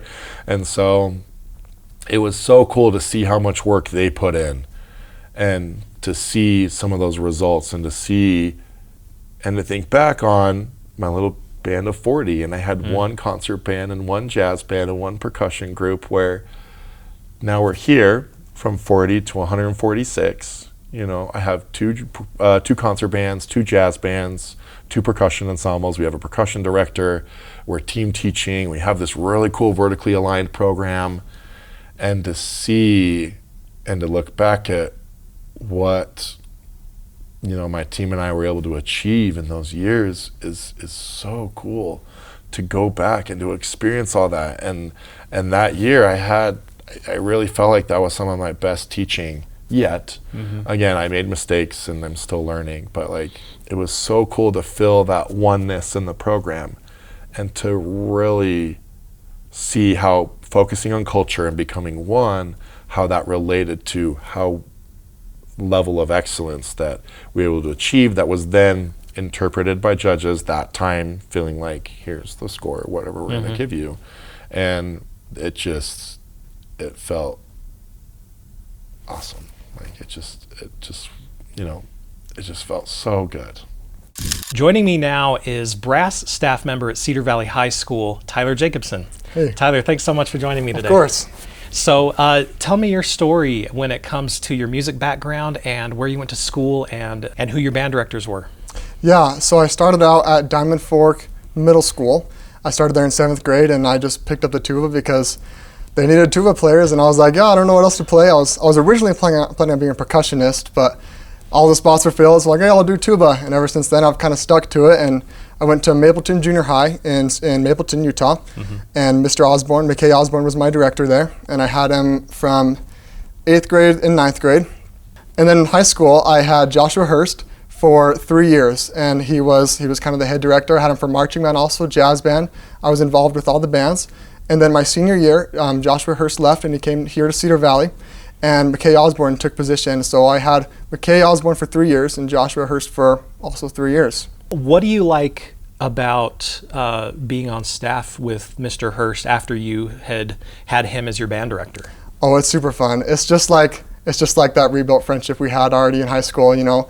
It's just the same thing, talking with him, having a good time, but it's also a lot more fun because I got to be kind of behind the scenes a little bit instead of being a student in the band, playing the instrument, he's telling us what to do. Instead, I'm telling them what to do, and I got to work with him alongside it and just kind of build off each other. And it's super fun having that perspective. Do you feel like it's a little bit less stress, less pressure? Definitely, yeah. It's a lot more relaxed. It's like I got to make my own decisions for, you know, the tuba section or the low brass, like something I think sounds good, and I can have my own control over that. What did you do between graduating from high school at Maple Mountain and starting here as a staff member at Cedar Valley? I have taken lessons from Dr. Bryce at BYU. And he was kind of my main guy. We were working together a lot. And then I actually just graduated a few months ago in May, and I just worked a couple temp jobs, nothing musical, because I was looking for whatever I could get. And then Mr. Hurst reached out to me, and he's like, hey, you want a job here at Cedar Valley? I was like, yeah, I'd love to, and here I am. That's how the band director career, you know, kind of starts. You get asked to staff. So what are your aspirations for your career? So right now I'm hoping to be a band director. I don't care if it's high school, middle school, junior high, just band. I love band. And then after that, a long-term goal, maybe after 10 to 15 years of high school, maybe go to college, university, just be a professor of music there. That's exciting. You're right at the kind of the beginning of that path, right? And that's really exciting. It's you know, we'll look back at this interview in 15 or 20 years and be like, wow, he was so young. You know, look at what he's done since then. So it's exciting. Can you tell me the kind of stuff that you do as a staff member for the brass here? Yeah, we really focus on tone this year. Tone is a big thing. We're trying to, everybody has to be together, everybody has to be performing. So what I'm really looking for personally is performance. I want to see that everybody's performing, everybody's together, everybody's unified, because that's the whole point of marching band, right? You want to sound good, you want to look good. So this year I'm really focusing on tone and performance. Talk a little bit about the students that you get to work with here at the school. Yeah, so this was actually kind of a big change for me. Just being at Maple Mountain and working with those students there. I was a section leader there for tubas, and working with them, their level of expectation was pretty high. It was about here. And then working at Cedar Valley is completely different because their level of expectation is all the way through the roof. So that's been super new to me. I'm trying to work through that because where they're at right now, I'm like, man, this is like the best Maple Mountain is right now. You know, so right now I'm trying to work with that and just trying to get above and beyond their level. You're at BYU right now? Yeah. I was just accepted to the music education program. Oh, congrats. So that's the plan. Congrats. So you'll be a music ed major. That's right. Who have been at BYU some of your, you mentioned one instructor with Mr. Bryce, Dr. Bryce? Dr. Bryce, yeah, Professor Bryce. And who are some of your other instructors and educators over there? Dr. Sugawa is another big one. He's in charge of the music education program. He's really over all that in the instrumental focus. And then also Dr. Bailey, she's kind of switched. Roles are changing right now at BYU, but she was over elementary also. So those two especially, I'm just starting at BYU, so I'm still getting to know everybody. But those two especially have been, along with Professor Bryce, those have been very, very important at BYU. Yeah. What do you love about marching band in particular? You know, you're in an education program where you're focusing on a lot of different aspects of band. But what is it about marching band that is just so cool for you? It's not about the music for me. Of course, music is definitely a part of it. It's like, it's so cool to be in the podium, or you could say in front of the band, and just listening to all that, seeing all your work just come out. I think that is super awesome, but also it's about the community. I'm sure you've heard that a bunch of other times, but it really is about the community, and just interacting with the students, interacting with the staff, and just building those friendships is super awesome, super powerful. It's something that you can have for the rest of your life, you know? Yeah. What are you looking forward to the most about this 2026 season with Cedar Valley? I'm looking forward to their success because this is Mr. Hurst's first full year, because last year he was just here starting a band camp. So I'm excited to see what Mr. Hurst can do to this program now that he has all these keys, all these tools. So I'm excited to see where they can go and how high they can place. Well, Tyler, thank you so much for joining me. It's been a pleasure to hear your perspective on this, and we wish you the best of luck this year. Thanks thank so you. much. Appreciate it. Yeah. I'm joined now by senior drum major Tanya Anderson. Tanya, thank you so much for joining me today. It's great to meet you. Josh, would you introduce Tanya and tell us why she was selected to be drum major? Yeah.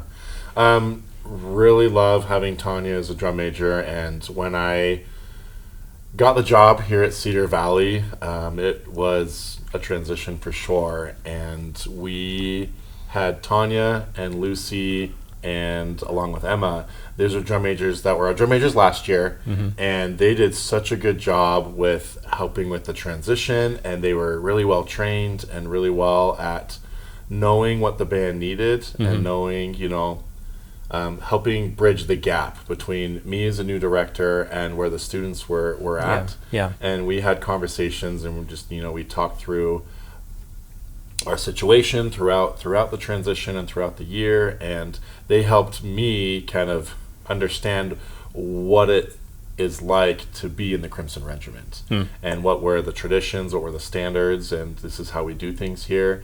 And together we were able to work between meshing my way of doing things and the Crimson Regiment way, and kind of molding those two ideas together to create and help us get to the next level, and hopefully build upon what Mr. Hall has built and all the great work that he did, and continue onward. And Tanya is just such an awesome person and human being, and she's always on top of it, always really knows her stuff. And so it was a no-brainer when they're not used to having to re-audition for drum major, but I made all my drum majors from last year re-audition just so that they could, make sure that they earned that spot where I was under that helm and I was the director. And hands down, throughout that audition process, Tanya was, 100% in, and I was like, there's no doubt in my mind she is our drum major for this year, because, she's just has everything together. Awesome. Doesn't it feel super comfortable to be sitting next to someone that's just talking great about you? Don't you love that? Yeah. So Tanya, tell me what you play. I play oboe in concert band. And what did you play in marching band? I played clarinet, though I haven't really played it consistently since I became a drum major. Yeah. So not really anymore. Yeah. What was it like leaving your section that you were used to playing with and joining the drum majors? Well, I was in the clarinet section, and we had 25 people in my section. So I went from 25 people in my section to 5 people in my section. Yeah. So suddenly I was spending so much more time with such a small group of people. Yeah. So I got to know them way better, and they became really good friends. Yeah. What's been one of your favorite parts of being a drum major? I like being able to staff and help other people to improve, and watching the band grow, because when you're on the podium you can see their performance, and that is a lot of fun, being able to see it and hear it. What's the difference between performing on the field and conducting on the podium? On the field, you can really only hear what's right around you, and you can't really see the big picture, so you just know what you're doing. But when you're on the podium, suddenly you can hear all the parts, or most of them. Sometimes they don't stick out enough. Yeah. And then you can enjoy the whole piece as a whole, and then be able to see as everyone improves, how much better it gets. Do you ever find yourself enjoying the moment when you're on the podium, or are you pretty laser focused on looking for problems and issues and stuff? I do enjoy the moment, especially during competitions, but sometimes during competitions, I was on a side podium, so I was looking like this the whole time, so I couldn't actually see the field, but I could hear it, and it sounded amazing. Yeah. Up to this point in the season so far this year, have you seen or noticed any changes in the band program, maybe in the culture, that was different from last season? Last season? I think this season we're getting better with change, because we weren't very good with change last year, and it was kind of a shock every single time Mr. Hurst changed something, and no one really liked it. This year, people are still iffy about changes, but I think we're doing way better with that. And are you referring to changes in the show? Show, but also with the program and anything really. Like with the parade, we had to go from a five-person wide block to a seven-person wide block, and there were people that weren't really okay with that, but a lot of people were happy about that change. Okay. And also, more people are considering things that we used to do, and now they're thinking that maybe we could try something new that could be potentially better. So people are a little more open-minded, you think, this year about Yes. things? How do you think that will make this season more successful in your mind? I think it'll help us to be able to experiment more quickly and try new things more quickly, and then be able to figure out what actually works. And instead of just sticking with what we know kind of works, we can find something that's better. As a drum major, you get to work closely with Mr. Hurst. What has that experience been like, and what do you enjoy about it? I enjoy being able to see how hilarious he is. I didn't really know the director at all, but becoming a drum major helped me to get to know them and to know that they're a person and to know that they're trying and that they mean the best for everyone. I've had a lot more conversations with a lot of the staff, so they kind of all know me, I know them, and they feel comfortable with me saying, hey, we should try this, and they tell us what we should look for, which if you're in the band, they don't always know your name, so they're kind of a little bit scary, and they just give you critiques. How do you think that your experiences in high school marching band will influence whatever career you do choose? Being here has helped me to meet a lot of new people and to learn to talk to people and be social, because I used to be really bad at that. And it's helped me to learn how to make a commitment and show up on time and early, and to put a lot of effort into something, which is going to help me in my future when I eventually get a job and have to put that amount of commitment or more into that job. I'll already know what it's like to do that. If a student came to you and said, I think I might want to audition to be a drum major, what would you tell them that being a drum major is like? It's stressful and fun and a lot of different things. It makes me feel a lot of emotions. So it's a lot of hurry and stop. You have to go really fast setting up rehearsal, and then you just stop for a second. And then sometimes we don't really have anything to do, and then suddenly we have to go fast, when we're transitioning from one field to another, and we can't go until after we wrap up, and yet we have to be there before everyone else, and we have to pack up more things than the band. Would you say that you are more busy toward the beginning of the season versus the middle or the end of the season? I'd say we're more busy towards the middle or end, because at the beginning of the season we just have a few things like mega boxes and voice machines.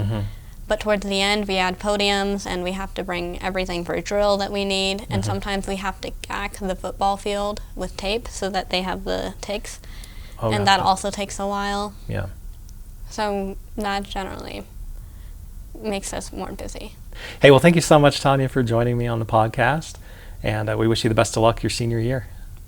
Thank you. Joining me now is senior drum major Lucy Johnson. Lucy, thank you so much for joining me today. Yeah.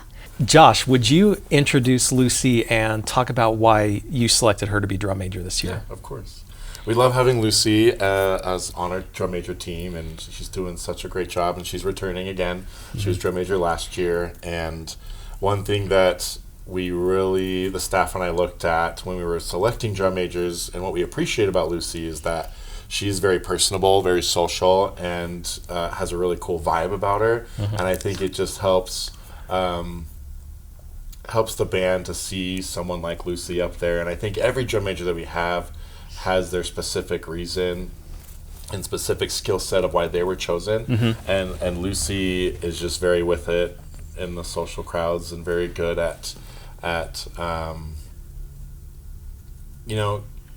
getting the students to vibe with her and have a good culture and good sense of fun and awesomeness that it is to do marching band. So awesome. Lucy, he mentioned culture right at the end there. Can you talk about the culture here at Cedar Valley, and especially what you've experienced with the transition from Mr. Hall leaving the program and Mr. Hurst coming in? I love the culture. I think culture is such a big part of this program. It I don't know, we've really been focusing on that. 2 years ago, it was like kind of rough, kind of iffy. And then last year, it was getting better. And then Mr. Hurst joined us, and it just like, it's so different. Like, it's so cool. Like, the culture has never been better. And I think everyone's just, like, I haven't heard any negative comments around. And yeah. And as a drum major, you'll probably hear that stuff, you know, so you know. Yeah, I know. Yeah. Aside from having a new director, what is it that primarily influences the culture here at Cedar Valley? I think the student leaders. We really focus on having student-led leadership here, which I think is super important. They all just like, I don't know, they all get along really well. They don't belittle anyone for being younger or things like that, which I think is really important. When you were selected for student leadership, were you a drum major first? Were you a section leader first? For student leadership, my freshman year, I just marched, and then sophomore year, I became drum major. Wow. And then, I've just been drum major since. So. And this is your senior year, right? Mm-hmm. Wow. So this is your third year as a drum major. Year. You don't see that very often in high school. That's awesome. No, yeah. Wow. What is your instrument? I marched flute, but I played bassoon in concert. Okay, cool, cool. Yeah. And then Mr. Hurst had all the drum majors re-audition, even if they had been a drum major before. Right, yeah. What was that process like? To re-audition? Yeah. Just we've never done that before, actually. So we've always just, if you're drum major, you're drum major. Like, unless there's a big problem. So it was a little weird to have to audition, but it was so cool to like get asked questions and to like really think about what they were asking me. And then like he did call me out. There was like, during the interview, he was like, "You're not very good at conducting. What are you gonna do?" So I've been like really buckled down on that. Like, I've been working hard to get better at conducting and stuff. So it's, And she's gotten a lot better. So Good. appreciate all the work that thanks. you're putting in. Thank you. How difficult is it for you to receive critique and criticism? And how do you respond to it personally? I mean, for me personally, I work really hard to not get like offended if I get critiqued or anything, if that makes sense. I'm always critiquing people. I'm always out on the field being like, flex your foot more, and just stuff like that. So I don't think it's fair for me to sit there and correct them, but then not take corrections at all. So I work really hard. When Mr. Hurst came in, can you talk about what that transition was like last year? Oh gosh, it was so fun to like first meet him, and then we had a lot of struggles with the seniors last year. Actually, I love them, but they it was hard for them, and I understand why. Like last year of marching band, and their director just like left, which was hard, and then getting a new director, and he had changes to the band program, which was amazing for us. Like, we did so well at everything. So that was hard, trying to like figure out how to like help the seniors, but also not not ruin any of the culture or anything with Mr. Hurst coming in. And you know that happens. It's any program that happens at. Yeah, there's a little bit of that, or a lot of that. It depends. But yeah, it sounds like you guys recovered well. I mean, So Mr. Hurst joins the program right around band camp, right before band camp, and did you guys already have your show and everything? Yeah. Okay, so you at least had a show. What was it like that season working under Mr. Hurst? And I mean, you guys did so well. You guys had a very successful season. Can you talk about what it took to get to that point last year with a new director? I think it just took a lot of hard work. Like, we had to like really push to do stuff that, I don't know, was different. He's very much a like changer to things. Like, if he doesn't like things that way, he'll change it. And I think that was really hard because we used to just like stick to the routine. Like everything had to be done a certain way. And so he changed that, but it was so cool. Do you feel like the members of the band have learned to adapt to things better? I think this year especially, we've all just kind of, I don't know, he's like the only director I know now. Like this is what I'm used to, so. Yeah. Awesome. What are your aspirations after high school? I want to go to college. I think, I want to go teach elementary probably. Very cool. Or do psychology. So okay. We'll see. We'll see what I do. But. Awesome. Assuming your career path doesn't follow music anymore, what do you think you've gained by being here in the marching band that will continue to influence your life? Culture, friendships. I mean, I have so many friends here that like I'm not just gonna like drop after a band or anything. Good. Friendships were important, and then like leadership. I've learned a lot about leading others and how to like lead, be a student leader and stuff like that, which is cool. That's great. Yeah. If a younger student came up to you and said, "Hey, I'm thinking about trying out for a drum major. What is it like to be a drum major?" What would you tell them? Oh, it's hard. I mean, like half the time we're, doing all the behind the scenes stuff and trying to figure out this and this. But it's so rewarding. Like at the end of the season when I get to stand at BOA on the podium and listen to everyone play and cry their eyes out and all that stuff, it's just so rewarding and it's so cool. I love it. But, awesome. Well, Lucy, thank you so much for joining me today. It's been a pleasure talking to you. Thank you. Good luck this year. Thank you. Joining me now is senior drum major Emma Kawoje. Emma, thank you so much for being here. It's great to meet you. I'm going to have Josh introduce you. And Josh, if you tell me why you selected Emma to be drum major this year. We really appreciate Emma being on our drum major team this year. And she's a returning drum major from last year. And it was something that the staff and I, when we were going through the interview process and we were discussing it, we really felt like she brought a unique set of skills for our drum majors. Her conducting is really strong, and I think we looked at her and was like, she has some of the strongest conducting skills, and those are really important to help as we are, having our section of drum majors working together. Also, I've never heard anything negative about Emma ever, and so I think the band has a lot of respect for her and just really look up to her, and she just, I think she just fits right in with everybody and is just so nice and so kind, and that's something that I really appreciate about her, is just the, that sense of like you can be around her, you can look at her, and you can just feel safe. And so I think that's a really important aspect to our team that we wanted, is we wanted students that were getting feedback or were seeking help or needing some student-led help. I think that was really important, and what Emma brings to that table is just being able to, be personable, be approachable, which was really awesome. A lot of stuff happened last year around the time the season started. Can you talk a little bit about what happened and how you handled it as a student leader?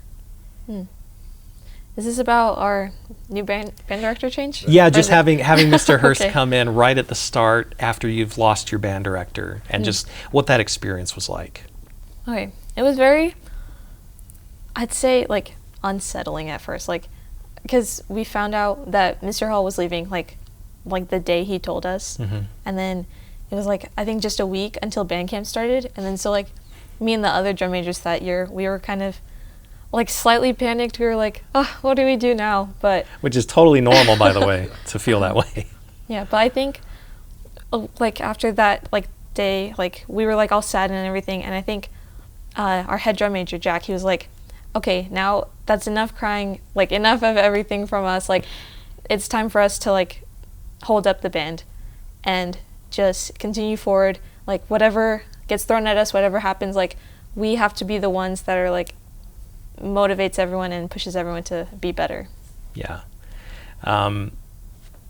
As Mr. Hurst came into the program and as you started the season, can you talk about what that was like, and especially culture-wise? Because anytime you lose a director that's been there for a while and get a brand new director that nobody really knows yet, the reaction can vary, but usually it can be difficult. How did the band respond as the year progressed last year?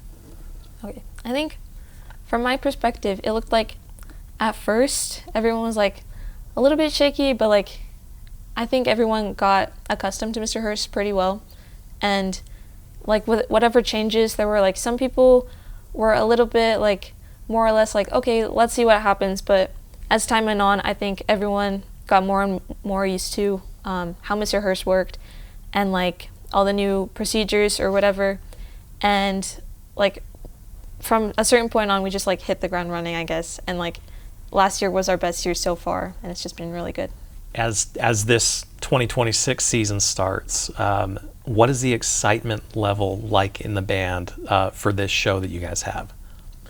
I think the step-off meeting, it was just, I just felt so much energy like from everyone, myself included, because I remember like people were like speculating about like what show design it was going to be, and then when we finally found out, like everyone was just like bouncing off the walls basically. It was great. Why is it so important that everyone in the band buy in to the show concept and everything? Why is it such a big deal that everyone loves the show? I think it's a big deal for everyone to love the show because the people in the show are like what makes the show actually happen. Like if not everyone's fully invested, then like they won't put their all into it, and that emotion that like comes with every show, it's not going to be fully conveyed. And just having a show that everyone loves, everyone not only connects with the show but connects with each other on another level, and it just makes it so much more magical, and like everything gets improved. I'm sure that at some point in the year motivation may be low. You have moments where people don't want to be there today. As a drum major, what do you do to try to keep that motivation going, keep people excited? I think everyone gets motivated in different ways, which is something I've learned over the past couple years.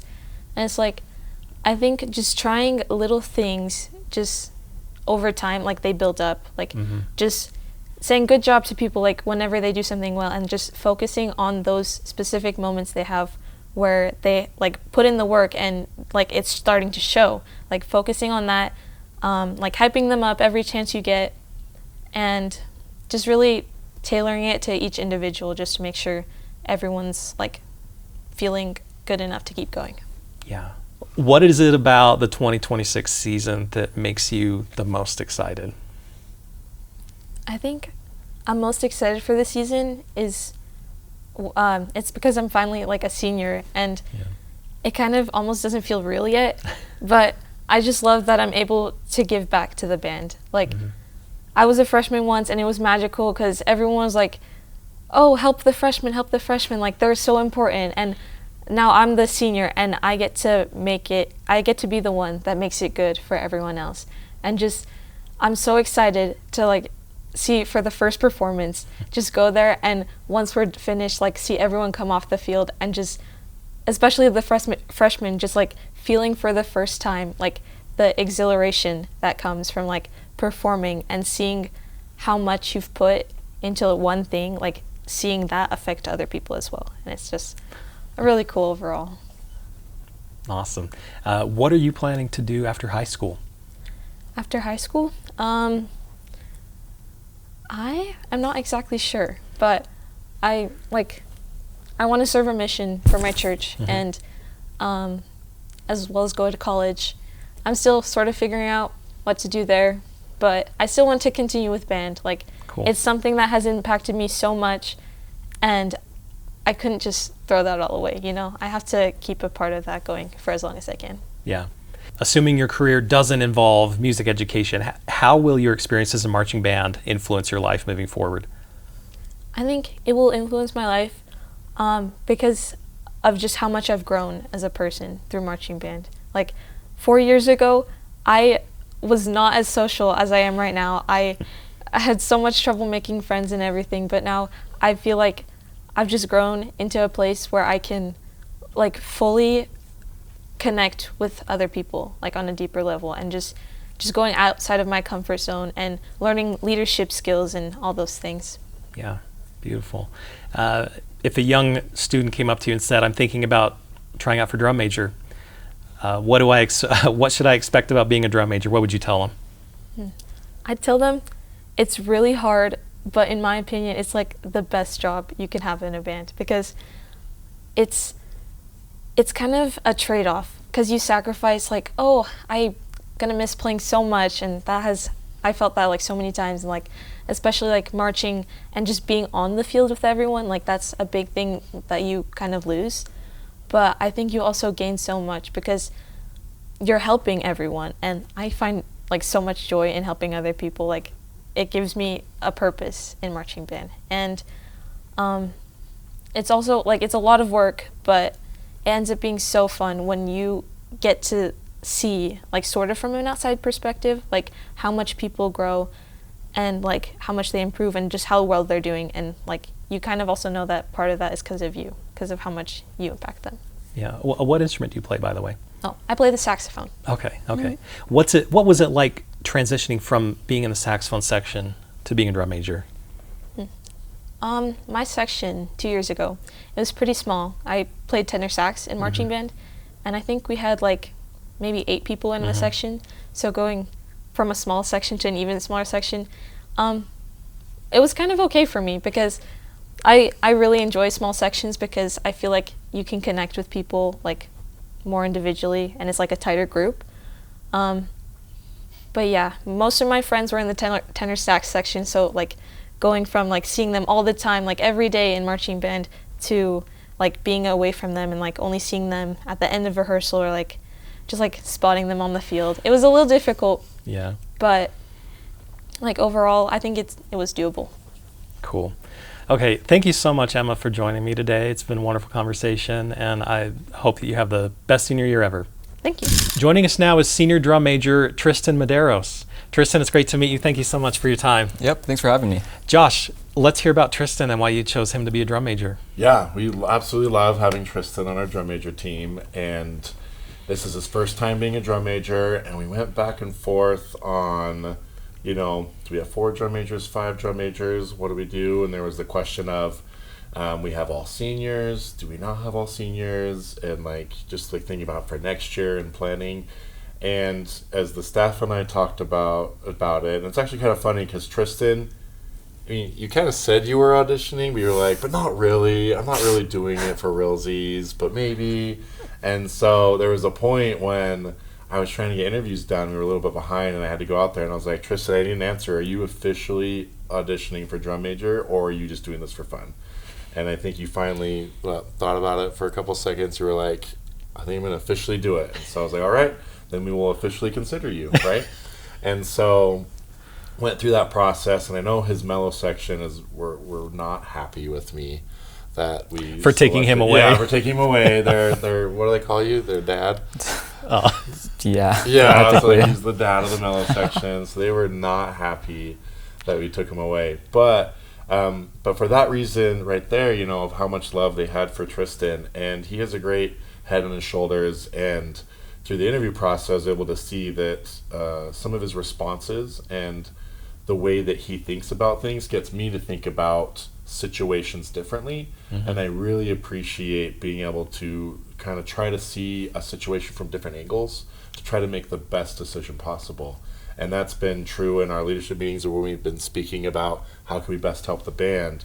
Tristan has some really good thoughts and really good points that he brings to the table for all of us to consider, and I think he really helps us achieve a better versions of ourselves because of who he is. Wow. Glowing recommendation right there. If you ever need a letter of recommendation, you got your guy here. So Tristan, you're from the mellophone section. I am, yes. What has it been like so far switching from your section to becoming a drum major?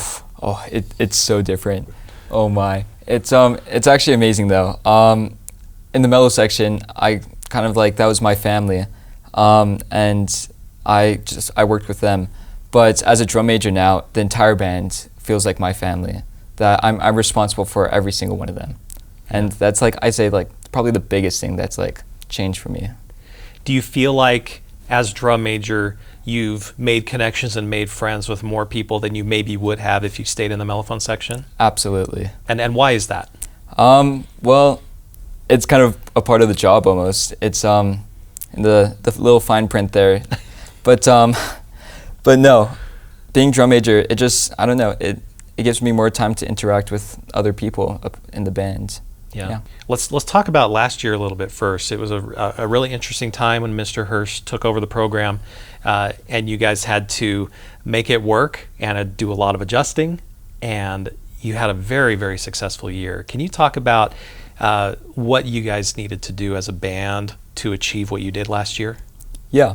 I think the biggest reason why we kind of like achieved that excellence was mainly because the leadership stepped up. I feel like the leadership kind of filled in the gaps where it was taken away, and eventually when we all got like used to Hurst, it kind of died down a little bit with the leadership helping. But yeah, it was. I'd probably say the leadership was the core there. Yeah. Were you a section leader with the mellophones as well? Mm-hmm. What's different about being a section leader in the band versus being one of the drum majors? I'd say the biggest difference is that drum major is kind of just that, but on a larger scale. Obviously, they have different responsibilities, but I think it's kind of just like a section leader is that role model for the section, while the drum major's a role model for the band. Yeah. Do you feel more pressure being in front of the whole band, or are you pretty good when it comes to like crowds and like public speaking?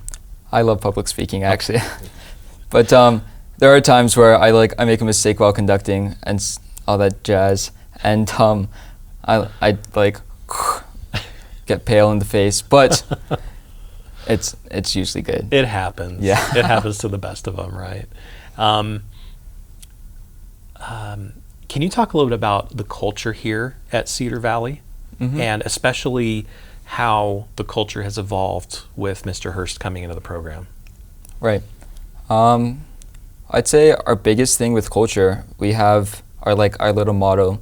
It's those who can achieve must achieve, and I absolutely love it. It's amazing. We got it from a judge recording, Cedar Valley's first year here, and it kind of just stuck with our band, and it became like I said, our motto. And I guess as a band, we gotta try to keep that true to ourselves. Like those who can achieve must achieve. We are the ones who can achieve, so we're striving to achieve every day.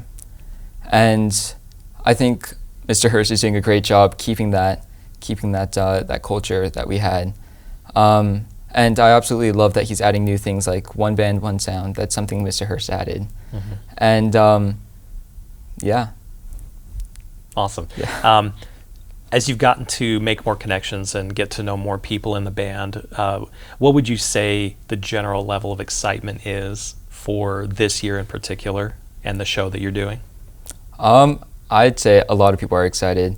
I don't know if I met one person who said that they hate the show, so good job, I guess. Good job. No, but yeah, I'd say the overall the consensus from the band is that everybody absolutely loves the music.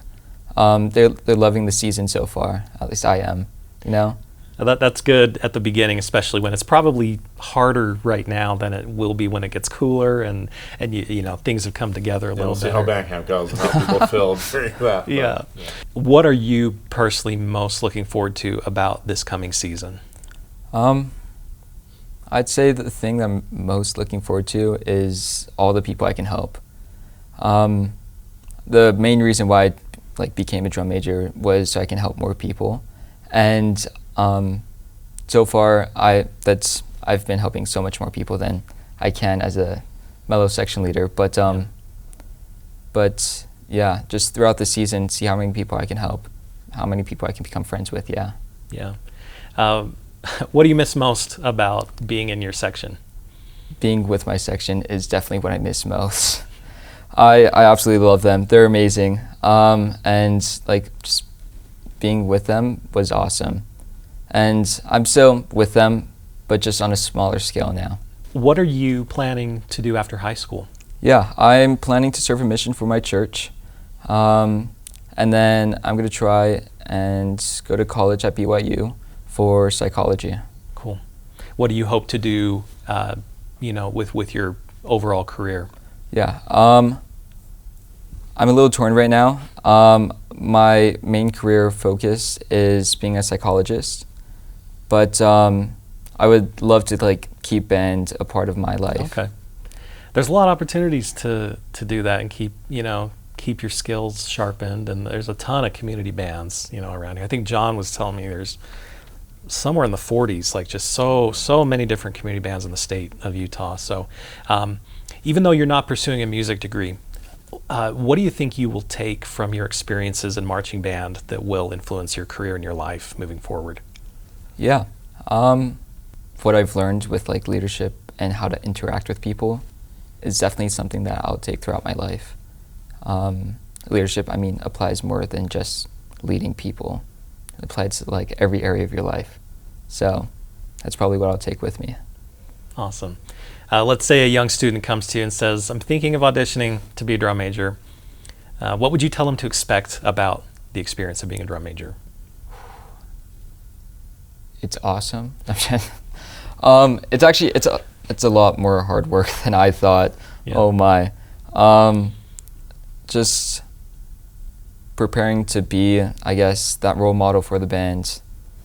Yeah. Don't let the pressure get to you. Yeah. Good advice. Short and sweet. Tristan, thank you so much for your time. It's been great talking to you, and wish you the best of luck this year. Thank you. So you're sitting on this pinnacle that you've climbed, that you've helped to build.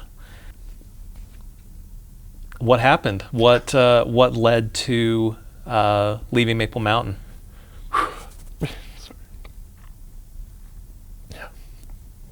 That's the question, right? Because I had this, best year of my life. And like there were problems, there were still issues, there was still, need to change this, change that. But I was not looking to leave Maple Mountain. I had no intention, no desire. And it's funny because I was actually away with my in-laws on vacation when I get a phone call from my buddy Skylar Carter, and he's like, dude, you'll never guess who's leaving. And he told me Mitch Hall just announced he's leaving. He's like, I know you love Maple Mountain, I know things are going really well, but I would love for you, I'd love to work with you, I'd love for you to come and work at Cedar Valley, I'd love to work with you. And then got some other phone calls. Mitch called me, we talked about it.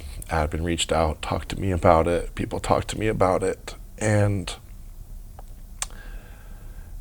it's funny because how everything laid out, I don't think I would have ever considered it. But with how there were certain things going on that I won't get into, that it was like the perfect timing of everything for me to even consider leaving Maple Mountain. It's funny that I say that because we just went on like the biggest high of my band director career and just felt so good, and like the program's in a great place. We're on the right track. I still have a lot to improve and get better. And all of a sudden there was this opportunity. I didn't know if I was going to get it, but there was an opportunity to apply. And I was like, do I even apply?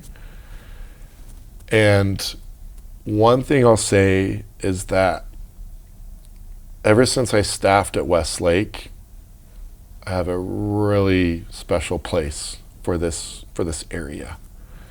And I loved my time at Westlake, loved the students, loved the community. And every time I drove past this way, every time I came out this way for whatever reason, something was telling me or calling to me out here for years. It wasn't just then, it was for years. My mind kept thinking about this area. And I've explained it as how Moana is being called by the sea. Mm-hmm.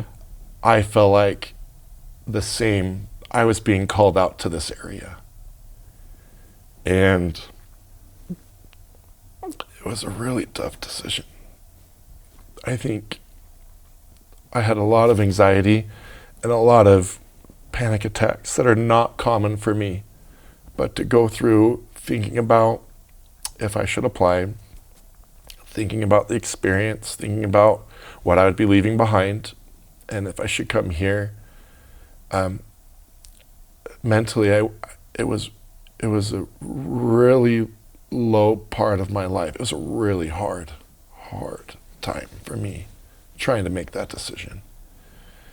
And it's funny because I was like, I don't even know if I got the job yet, but I was like, I have a pretty good feeling that if I apply, I will get it. Hopefully it's not pride. I try not to be prideful, but it's like something was telling me I needed to go. Apply, take the job. That's the next part of your journey. And I had a hard time. I actually was battling that feeling and having a really hard time coming to grasp with that. It even, went and applied, was offered the job, I accepted, and the night before I was going to go tell the Maple Mountain community, I almost pulled the trigger and was like, I can't do this. I can't leave. Because Maple Mountain was my home.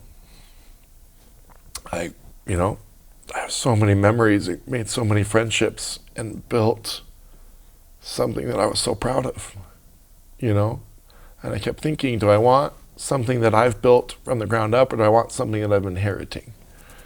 And I was like, it's always was on my mind, like, I love the idea of building something that was there, but, wasn't very robust, and to make it something cool and awesome. Mm-hmm. And a place that students could really enjoy and love being a part of, and the community could really appreciate. And so, that time came when I had to make that decision, and that's one of the hardest things I've ever had to do. Was to look those students in the face and say, I'm leaving. Because I have so much love for Maple Mountain, those students, those parents, that community. An amazing administration that supported me 110% of the way. It was a really hard conversation trying to talk to Shay and be like, I think I need to go. And he's like, what can we do to keep you here? What money can I try to come up with? What can we change your schedule? What can we do? And I was like, Shay, there isn't anything you can do. Of course, I made a pros and cons list and looked at it, and there's on paper, there's reasons of why I left, but that's not the reason I left, It was that call of, for some reason, I personally felt like now was the time for me to come out here, and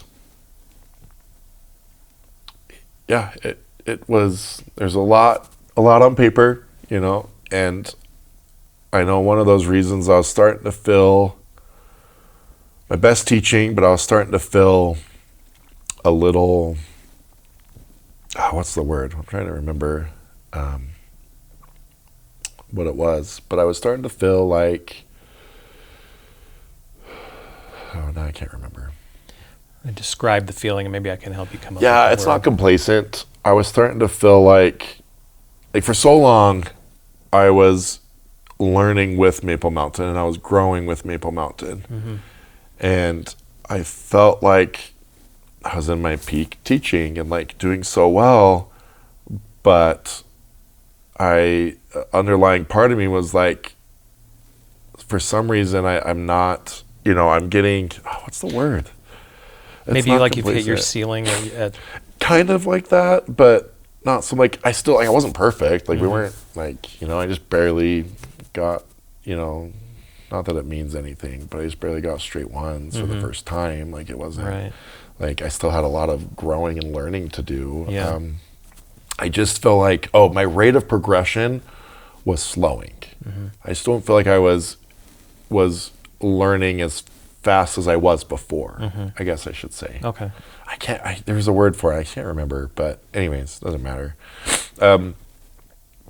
I felt like coming over to here, really supportive district. I was hoping it'd be a supportive admin. That's what I was like, I'm scared for that, because I had a really great admin team at Maple Mountain. Yeah. Community was great. Again, we were, on that rise of making band really awesome out there. Had great colleagues out there. Yeah. I knew there was great colleagues out here. And again, like with Skylar, we marched together in high school. He's 2 years older than me, but we did our undergrad together. We did our masters together. We were groomsmen at each other's weddings, and it was like, and we always was like, we were the people that were like, it'd be so crazy if we were teaching together. And I was the high school guy, you're the junior high guy. It'd be crazy, right? It's crazy. It'll never happen. But the thing is, like, I really enjoyed working with McKay. We were a great team. Yeah. And he's a great band director, and he helped shape me and morph me into, and helped improve me so much. And so on one hand, I was like, I would lose McKay, and I really missed that relationship. I really love working with Skylar, and I really appreciate how he's helping me learn and grow. But one thing I've appreciated coming here is this last year was rough. It was tough. Yeah. It was a tough year for me and my family. Just all the change. And now I would not go back. If going back and like after being here almost a year, I would not change my decision. Well, that's good. Yeah. I mean, like, I'm not trying to make it feel that way. It's just more of I'm trying to describe my love and how much I loved being there. And I thought I was going to be there forever. I really had no intention to leave. And that's why it came to a shock to me. It came to a shock to a lot of people, to that community that I'm here now at Cedar Valley. And I love being here. The students are amazing. The students are great. Yeah, it's been kind of a rocky year. Yeah. Right. The seniors had a hard time with the change. And how long had Mitch been at this program? I want to say 6 years. So he took over. I know that Oren Landis was offered the position. Actually started here. Yeah. For I think it was like a month or two. Yeah. And then got the American Fork job. Yeah. So did Mitch get the job right after that? Yeah. Okay. So Mitch, this program is only known really Mitch. Yes. Yeah. And he's done amazing work. So many of my colleagues, we speak so highly and see so highly of Mitch and what he's accomplished and what he's done and how he is. We've just seen so many cool things out here, and it was actually quite intimidating to be like thinking like, applying for Cedar Valley, if I get it, like that's very scary.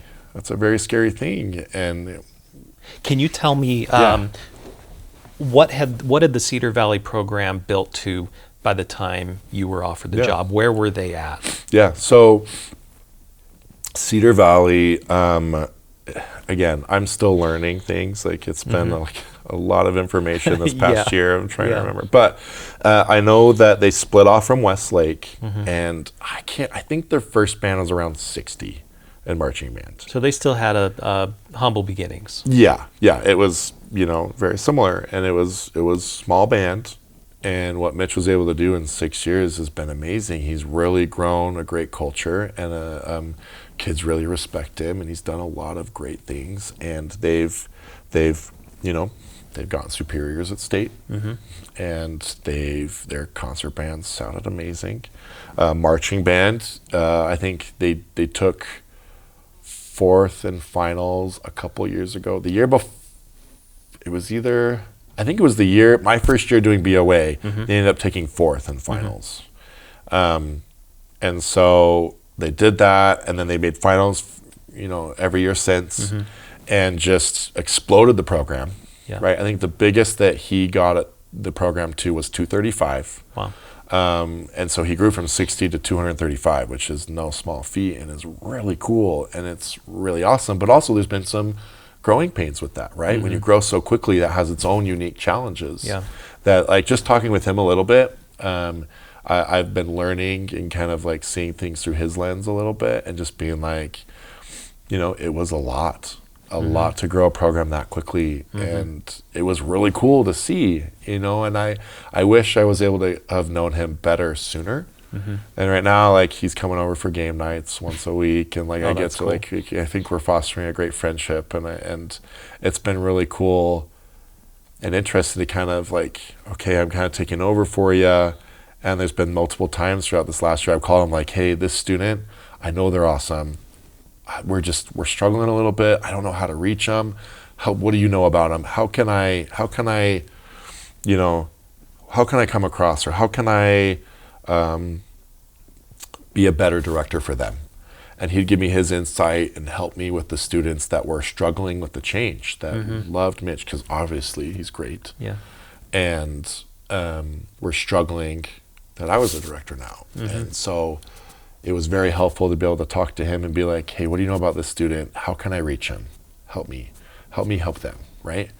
And so a lot of conversations here and there with that. And at first I kind of was like, I was so overwhelmed. I should have called him more, and I didn't. But I just was like, I couldn't handle all the information that was coming at me and everything I had to learn. I had to learn we had 218 last year. Had to learn 218 kids' names and parents and the community and how things worked, and how Alpine does things a lot different than Nebo. I'm trying to learn, I'm taking all that information. It was hard, and I felt bad. And it wasn't because I didn't trust or didn't want his opinion. It was too much information for me to handle at the time. And so as the year went on, I started calling him more and like be like, hey, like I'm in a better place. Like, help me out. Like, and he was gracious enough to help me, because he loves Cedar Valley. He loves the students here. It's a very similar situation to me, where, he didn't want to leave, but felt like it was time for his next step in his journey. And and I know he loves this program, and he will till the day he dies. And I'm so fortunate to be working to fill the shoes of, Mitch Hall and what he's created. And again, I know a lot of students, like, they saw his change and all, some view it negative, some view it positive, but it's really, I'm here to hopefully learn with the program to help get us to the next phase of Cedar Valley's journey, of the program's journey. And that's what I'm hired to do is, and one thing that was interesting for me was like I felt like taking this job is going to help me grow as a band director and as a human, and help me progress even further, so that I hope that I can, help affect more students and make hopefully I can be a positive force for good in the lives of these young people that are going through this program out here. And yeah, it's been a ride for sure. So let's start from the moment you made the decision to take the job. McKay told me that you worked together on kind of an exit plan, or at least how you would do it, because he said that you didn't want to be this long drawn out thing. You wanted there to be, he was going to step in as an interim director. Is that correct? Yes. And you wanted that to happen quickly. I'd love to just hear it from your side. Tell me that transition, how that happened, and then tell me what you were doing in the meantime as that happened. Yeah. It's funny because his telling of it is a little different than mine. But to be fair, I didn't communicate fully what I would have liked. So the plan was for me to tell the students and the staff that day, and then just like Mitch did, not come back, right? Because band camp was in a week for both Maple Mountain and Cedar Valley. Gotcha. So it wasn't.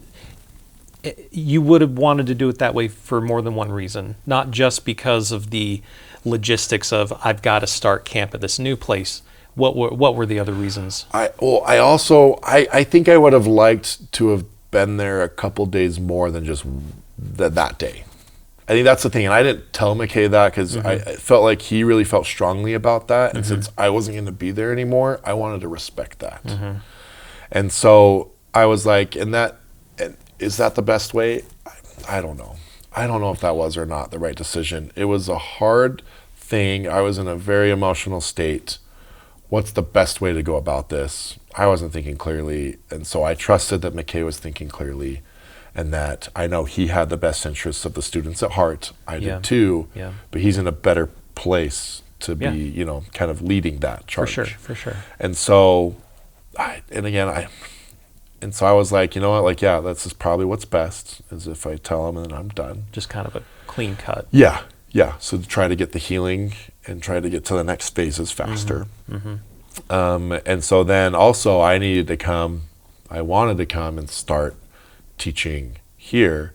So the more I could get to know the students, get to know the program, and start seeing, okay, what can I do, what needs to be done before band camp, the better we'll be set up for future success, in my mind. And so tell me how that moment went when you had to walk in and tell everyone. And I don't mean to make you relive You're things, good. It was extremely difficult. And again, I think I kind of, briefly kind of spoke to my emotions on that. But I tried to segue into it and just tried to tell them that how much I loved them and that I wasn't leaving because of them. It wasn't their fault. And I kind of told them what I've said here, where I just have a feeling that this is where I need to be. And it was a very emotional day for a lot of people. And which is kind of nice. It's hard because, like, in a sense, if we were business people, if I'm getting an opportunity over here and I'm going to go take that, all right, you're going for an opportunity over there. It is what it is. Yeah. But with band and the connections that we formed, it's so different. It's like losing a family member. Yeah, and it was 100%. And I've gone through my mourning, loss several times throughout. There's days like we went up to the rodeo as a family the other day, and like I had those feelings of like, man, I miss being here. Not because I don't love being here, but it's just that loss. Yeah. Yeah. And I know that Cedar Valley, it doesn't quite feel like home yet, but neither did Maple Mountain for a couple of years. Yeah. Right? My wife and I talk about this a lot. It's like we know this is where we're supposed to be. We know this will feel like home, and we are already starting to build those connections. And connections and relationships take time. Yeah. I had years at Maple Mountain to build up those relationships. And what was harder was I taught a lot of those kids in 6th grade when they started their instrument. So I had connections with them from 6th grade to when they were sophomores, juniors, and seniors. I was able to really see their progression and see where they're ending.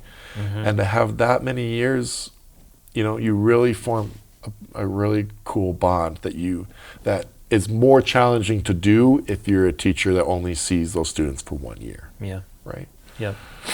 So, I don't know what the question was, but so that moment, and then what you did right afterward. Yeah. So I kind of went in, told the staff first, and was like, just let you know, I need you guys to be there for the kids, because I know that we've built a great relationship. I know it's going to be hard for them. It's going to be hard for me. And so I really need you here to help these kids. And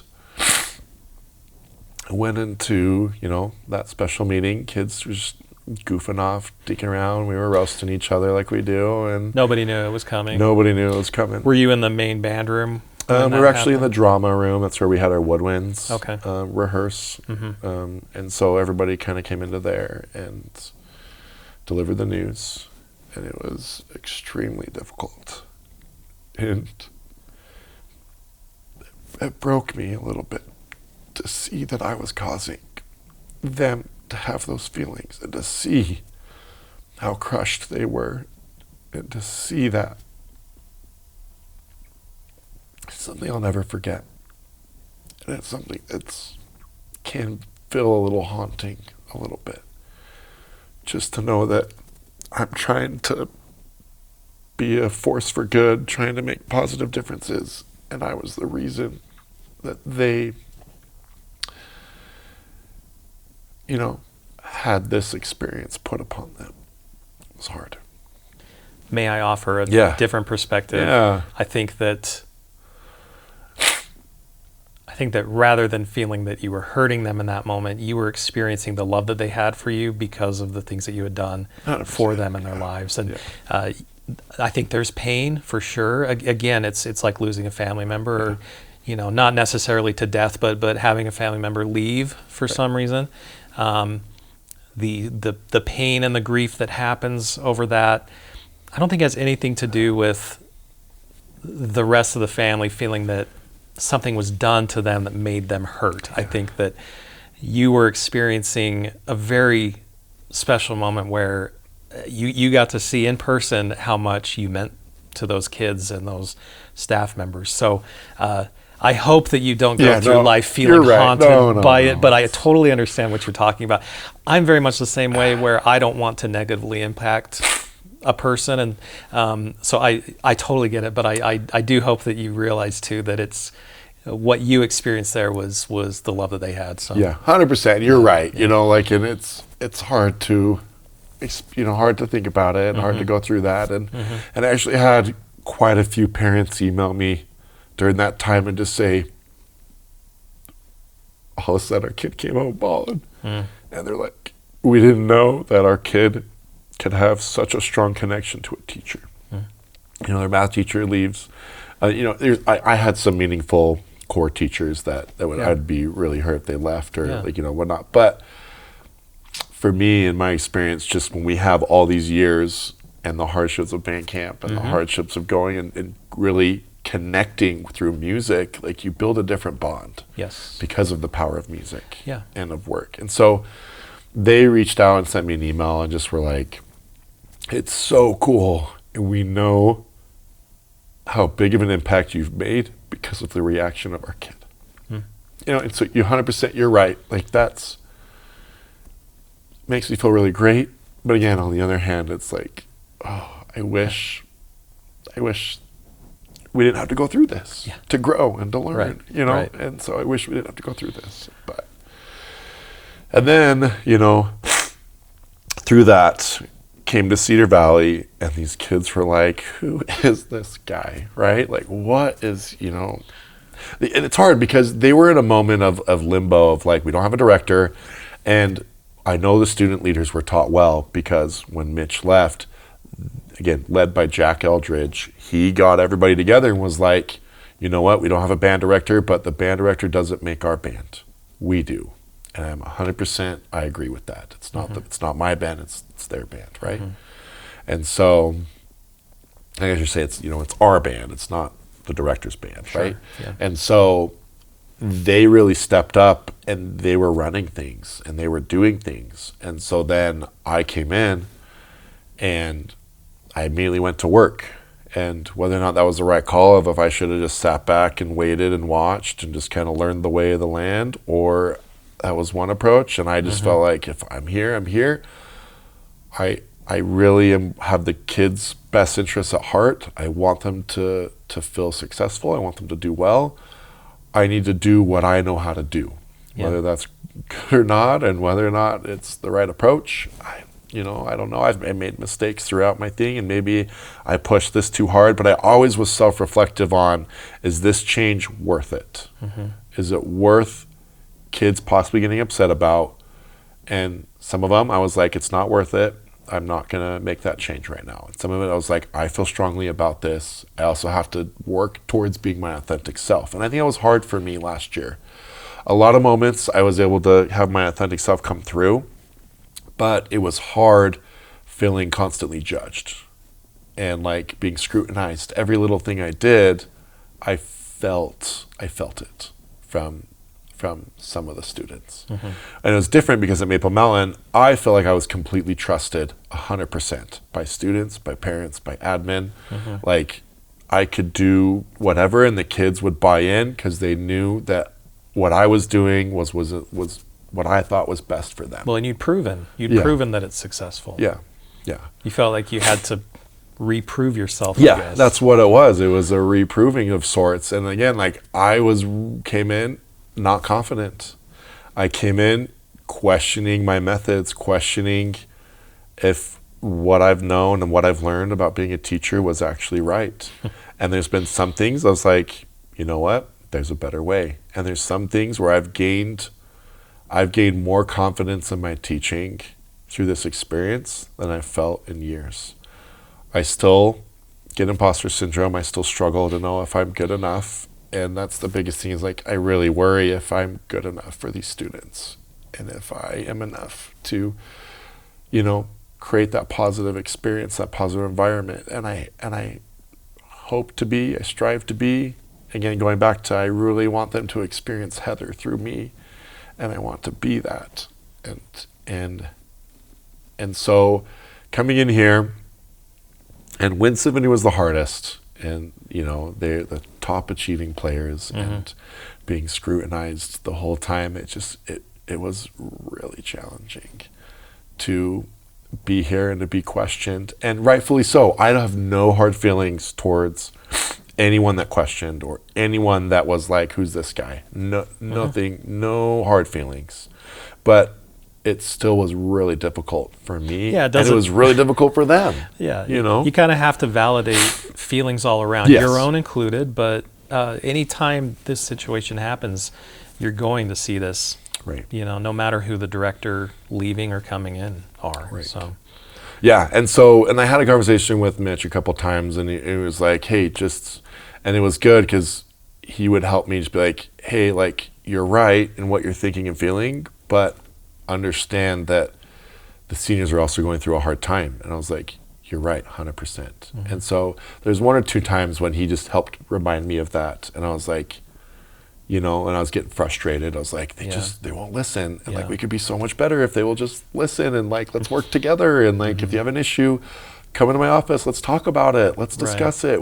How can we change? How can we work together? And I just wanted that. And instead, there was some negative talk, amongst friends, amongst their peoples. And some of that came back to me as they learned, like, if you come talk to me, let's fix it. Let's make it better.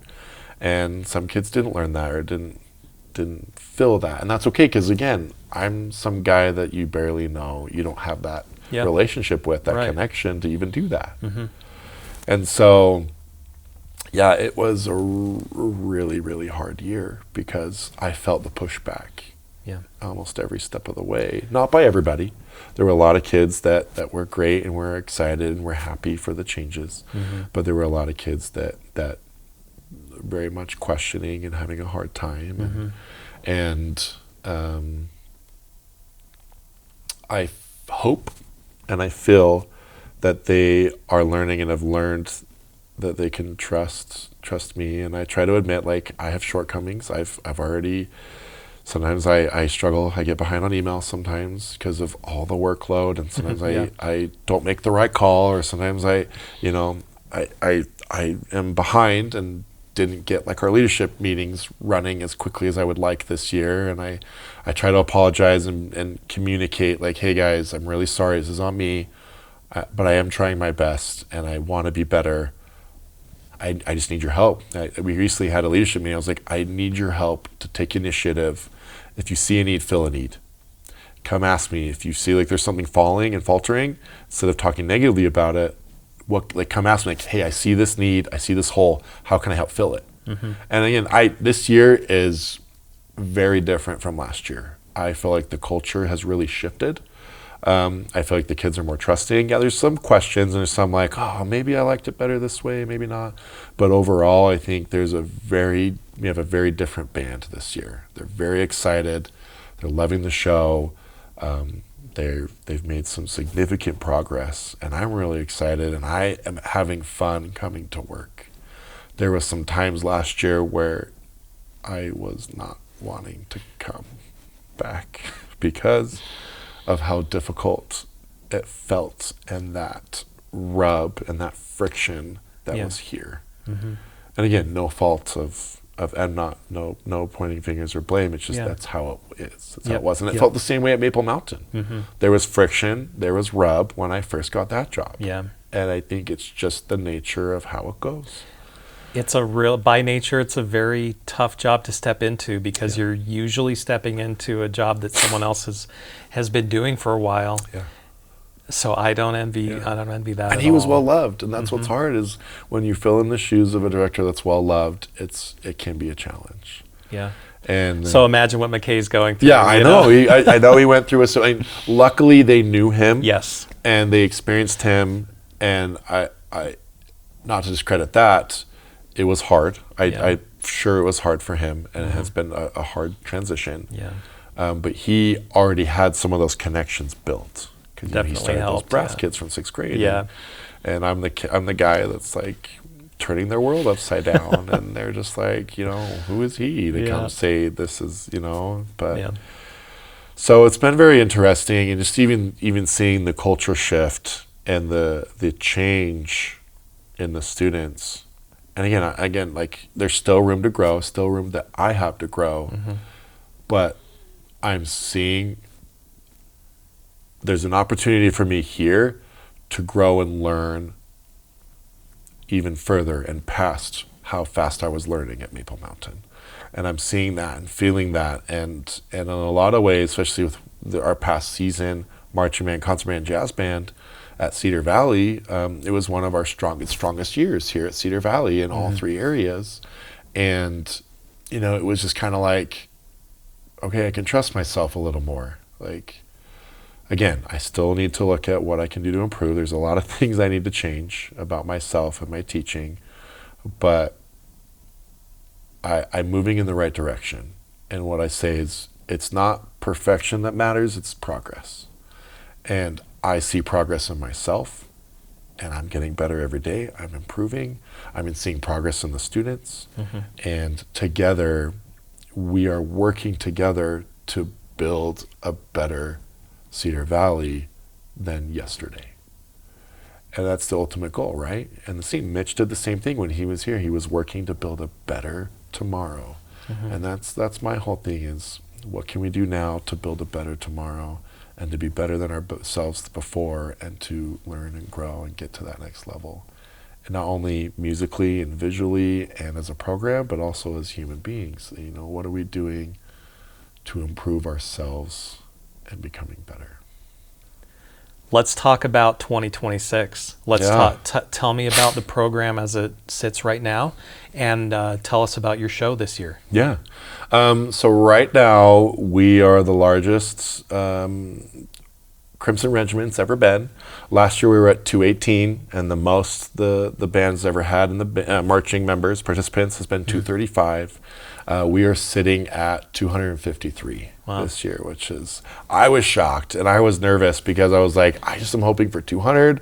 New director, our kid's gonna quit because of me and not want to be here and not want to be part of this, and like, this is such a good experience for kids. I'm a big believer, like, marching band does so much good for them. I'm like, I just want every kid to come do it, because I know what it can do for them. And like, I just was something that I was like, I'm nervous. It's like McKay, I was listening to McKay's interview. I know, like, I get a little nervous about numbers sometimes and not knowing what's going to happen. And I was like, with the director change, there's times when the enrollment goes down. And I was just like, I hope kids will give me a chance. I hope they'll keep, buying into it, and I hope we can work together for a better tomorrow.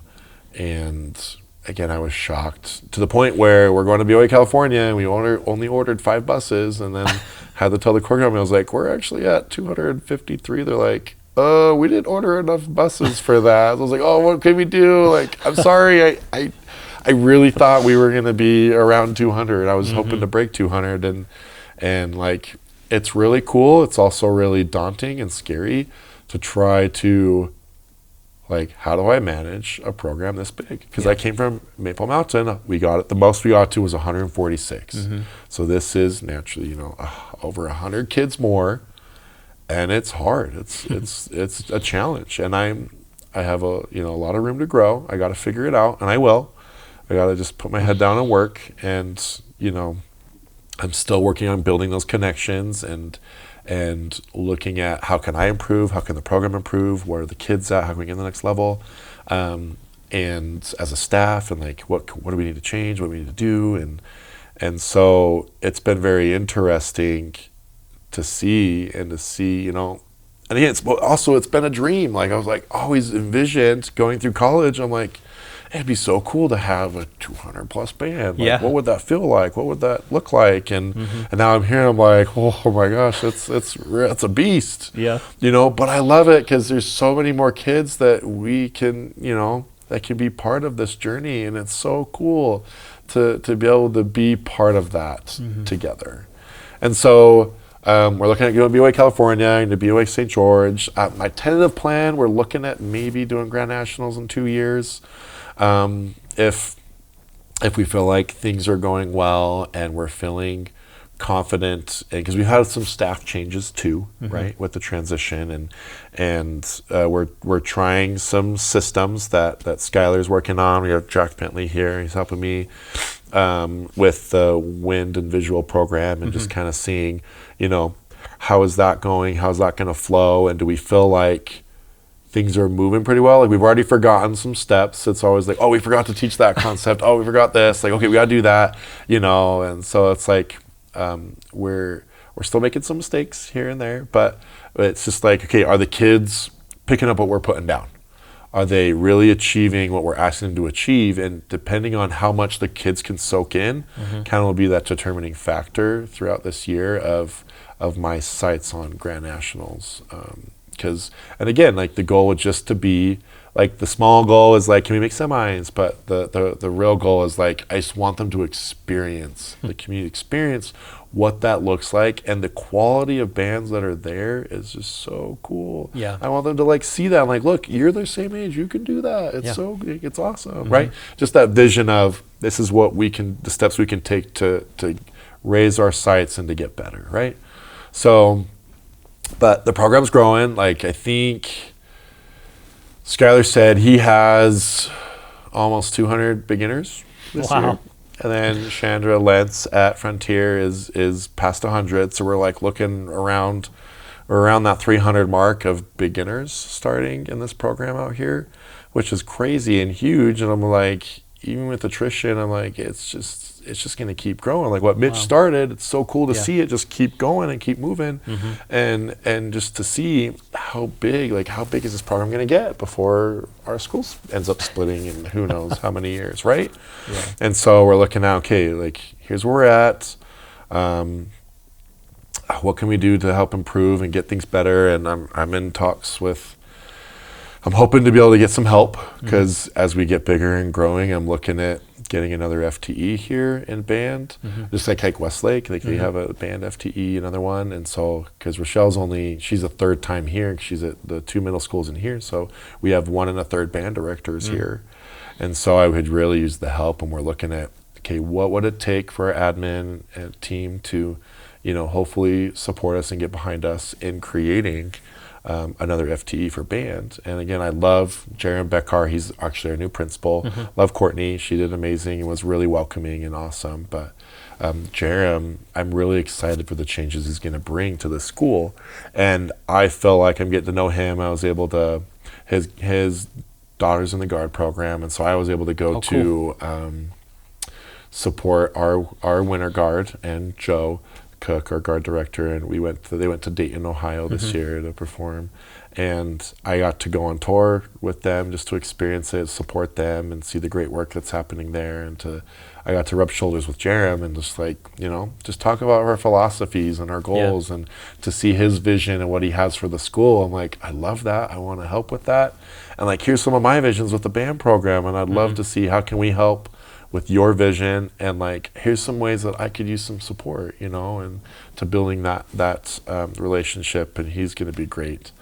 But I'm hoping that we can make it work in the next year or two to get another FTE where we could be team teaching here, and then we can pull kids out for sectionals and for individuals that need some support and where their skills are at, and like, the future looks to be extremely bright out here, and it's so cool. Again, the work that Mitch did, and just taking that and continuing it forward, and like seeing the support that we'll receive here, and seeing the future of the band program is really cool.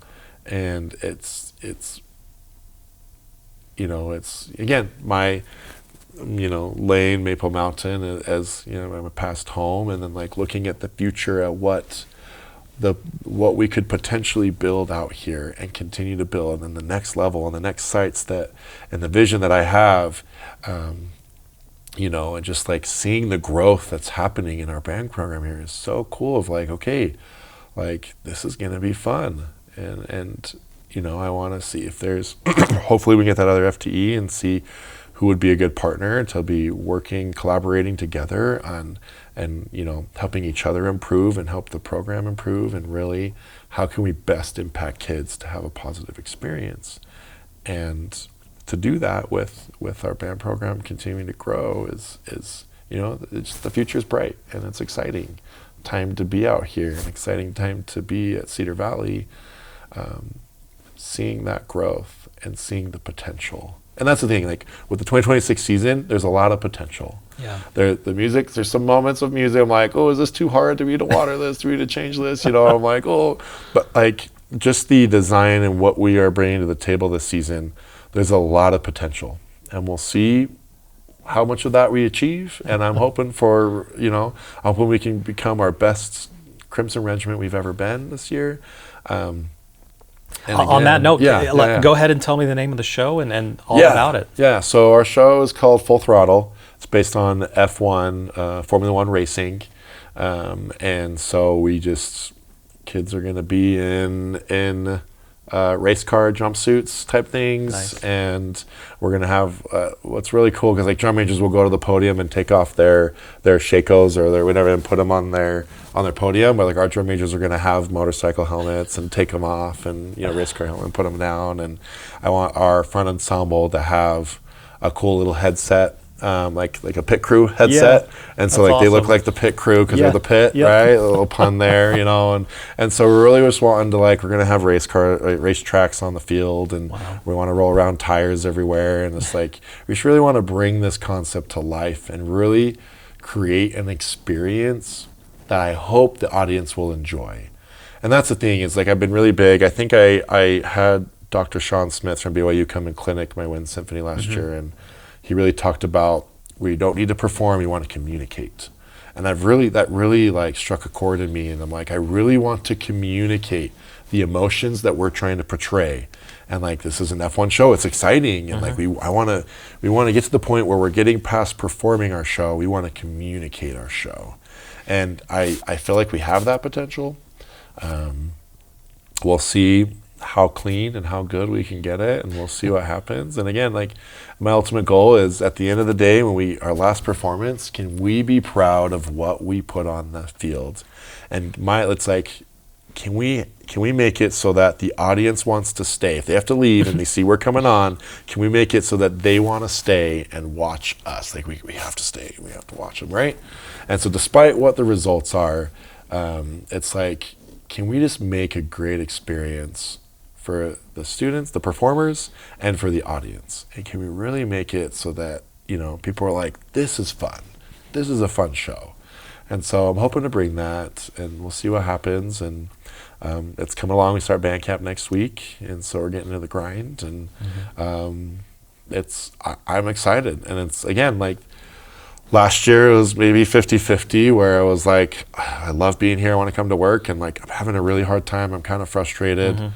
I feel like I'm falling short, and I feel like there's not a lot of trust. To reflect into this year, where it's like, I feel excited to come work on this show. I'm excited to come work here, because the kids are we're working together better. Yeah. And that always feels better, is when your team's working well together and you're improving. And again, it's never going to be perfect. You're always going to have challenges. But as long as we are open minds and working together, and that's what I feel this year with these kids. And with the show, I'm starting to feel that magic that I felt with my last 2 shows at Maple Mountain. I'm starting to feel that again. I'm like, okay, we can become one, you know, and through that mastery of those who can achieve must achieve, you know, like you're here, you can achieve this, you need to achieve this. And through those mottos that we have and that culture we're trying to build, I'm really excited, and I really feel like it's going to be interesting to look back 5 years from now and just look at our growth and to see where we're at. Yeah. So. How are you? Okay, let's see. How would you define success for the Crimson? Sorry, Crimson the Regiment. Crimson Regiment. Yeah. And you go. That's the name of the band, the Crimson Regiment. Yep. How would you define? God, let me start that again. You're good. All right. How would you define success this year for the Crimson Regiment? Yeah, for me, it's always kind of what I experienced with Maple Mountain those last couple of years. If we can come off the field and the kids are like, we had so much fun performing this show. We have our aspirations of whatever, plastic, blah, blah, blah, right? But it's like, if we can come off and look back on it and be like, all of the hard work, all of the energy we put in, we became out better human beings and better people through this experience. And we had a lot of fun with the journey, not the destination, but through the process and the journey of it. That's success to me. Because again, I can't control what the results are going to be. I can't control what's going to happen. Yeah. I can control, to some degree, I can control what's happening in this program. I can influence how the kids view things, and with the student leaders, how we work together. I can influence that, and and we can influence, what are our goals? What are we really, truly striving for? And again, it's through positive culture, seeking excellence in a positive way of like, can we become our best selves, on and off the field? Can we become great musically? Can we become great visually? Can we put on a show? Can we communicate our show? And better yet, can we come out of this process becoming better human beings and coming out stronger and better than when we started? To me, that's what I'm looking for. That's what I'm hoping for. That's what success is. And again, like that year with Maple Mountain, my last year, when I was just thought we were a bubble band and didn't know if we were even going to place in finals, like I felt at peace coming off that field, knowing that we performed the best we've ever have. And then to talk to the students and to see it in their faces, they felt proud of what they achieved, and they felt special in what they were able to create and what they were able to communicate to the audience. To me, in that moment, I was like, yeah, I still have my hopes. Like, it would be really cool to make finals. But I can rest easy knowing that this year was a success. This is a successful year because, and again, it went back to, we really were one. That whole season, the culture, everything culminated to, we really became one in that moment and in that season. And we really felt good coming off that field. And that was a successful year before I even heard of the results, which was crazy. But I still don't know how or why. But anyways, but like it just felt like I just remember looking at Isaac Marshall, him specifically, just tears in his eyes. He's like, Hurst, that felt so good. He's like, it's okay if we don't make finals. This felt really good. And to be a band director and to be able to have helped create that experience for that kid, meant the world to me. And I know that multiple kids, if not all of them, felt that same way. And to me, that felt like I was achieving my goal as a band director and achieving my why. Yeah. Okay. Yeah. Josh, I appreciate your time so much and the vulnerability that you've exhibited, and just, being your authentic self like you try to be with your band. I think that our viewers and listeners are going to really appreciate the things that you've said and kind of hearing about your experience from your perspective with all of this, and your former students as well, and your current students. I hope will see this and feel a lot more love for you and appreciation for everything you've done. But you're an amazing band director, and you're a rising star really in your profession, and I'm excited to have been able to sit down and talk to you today. So thank you so much for joining me. Thank you so much, and I just really appreciate this opportunity. And again, I always strive to just be myself and be me, and I hope that it's enough, and keep striving to upward and onward and try to achieve my best self throughout this process. Yeah. Well, we can't wait to see what you do with Cedar Valley High School this year. I think it's going to be amazing. Can't wait. Hey, thank you so much for joining us today on the Marching Arts Utah podcast. We'll see you in the next episode.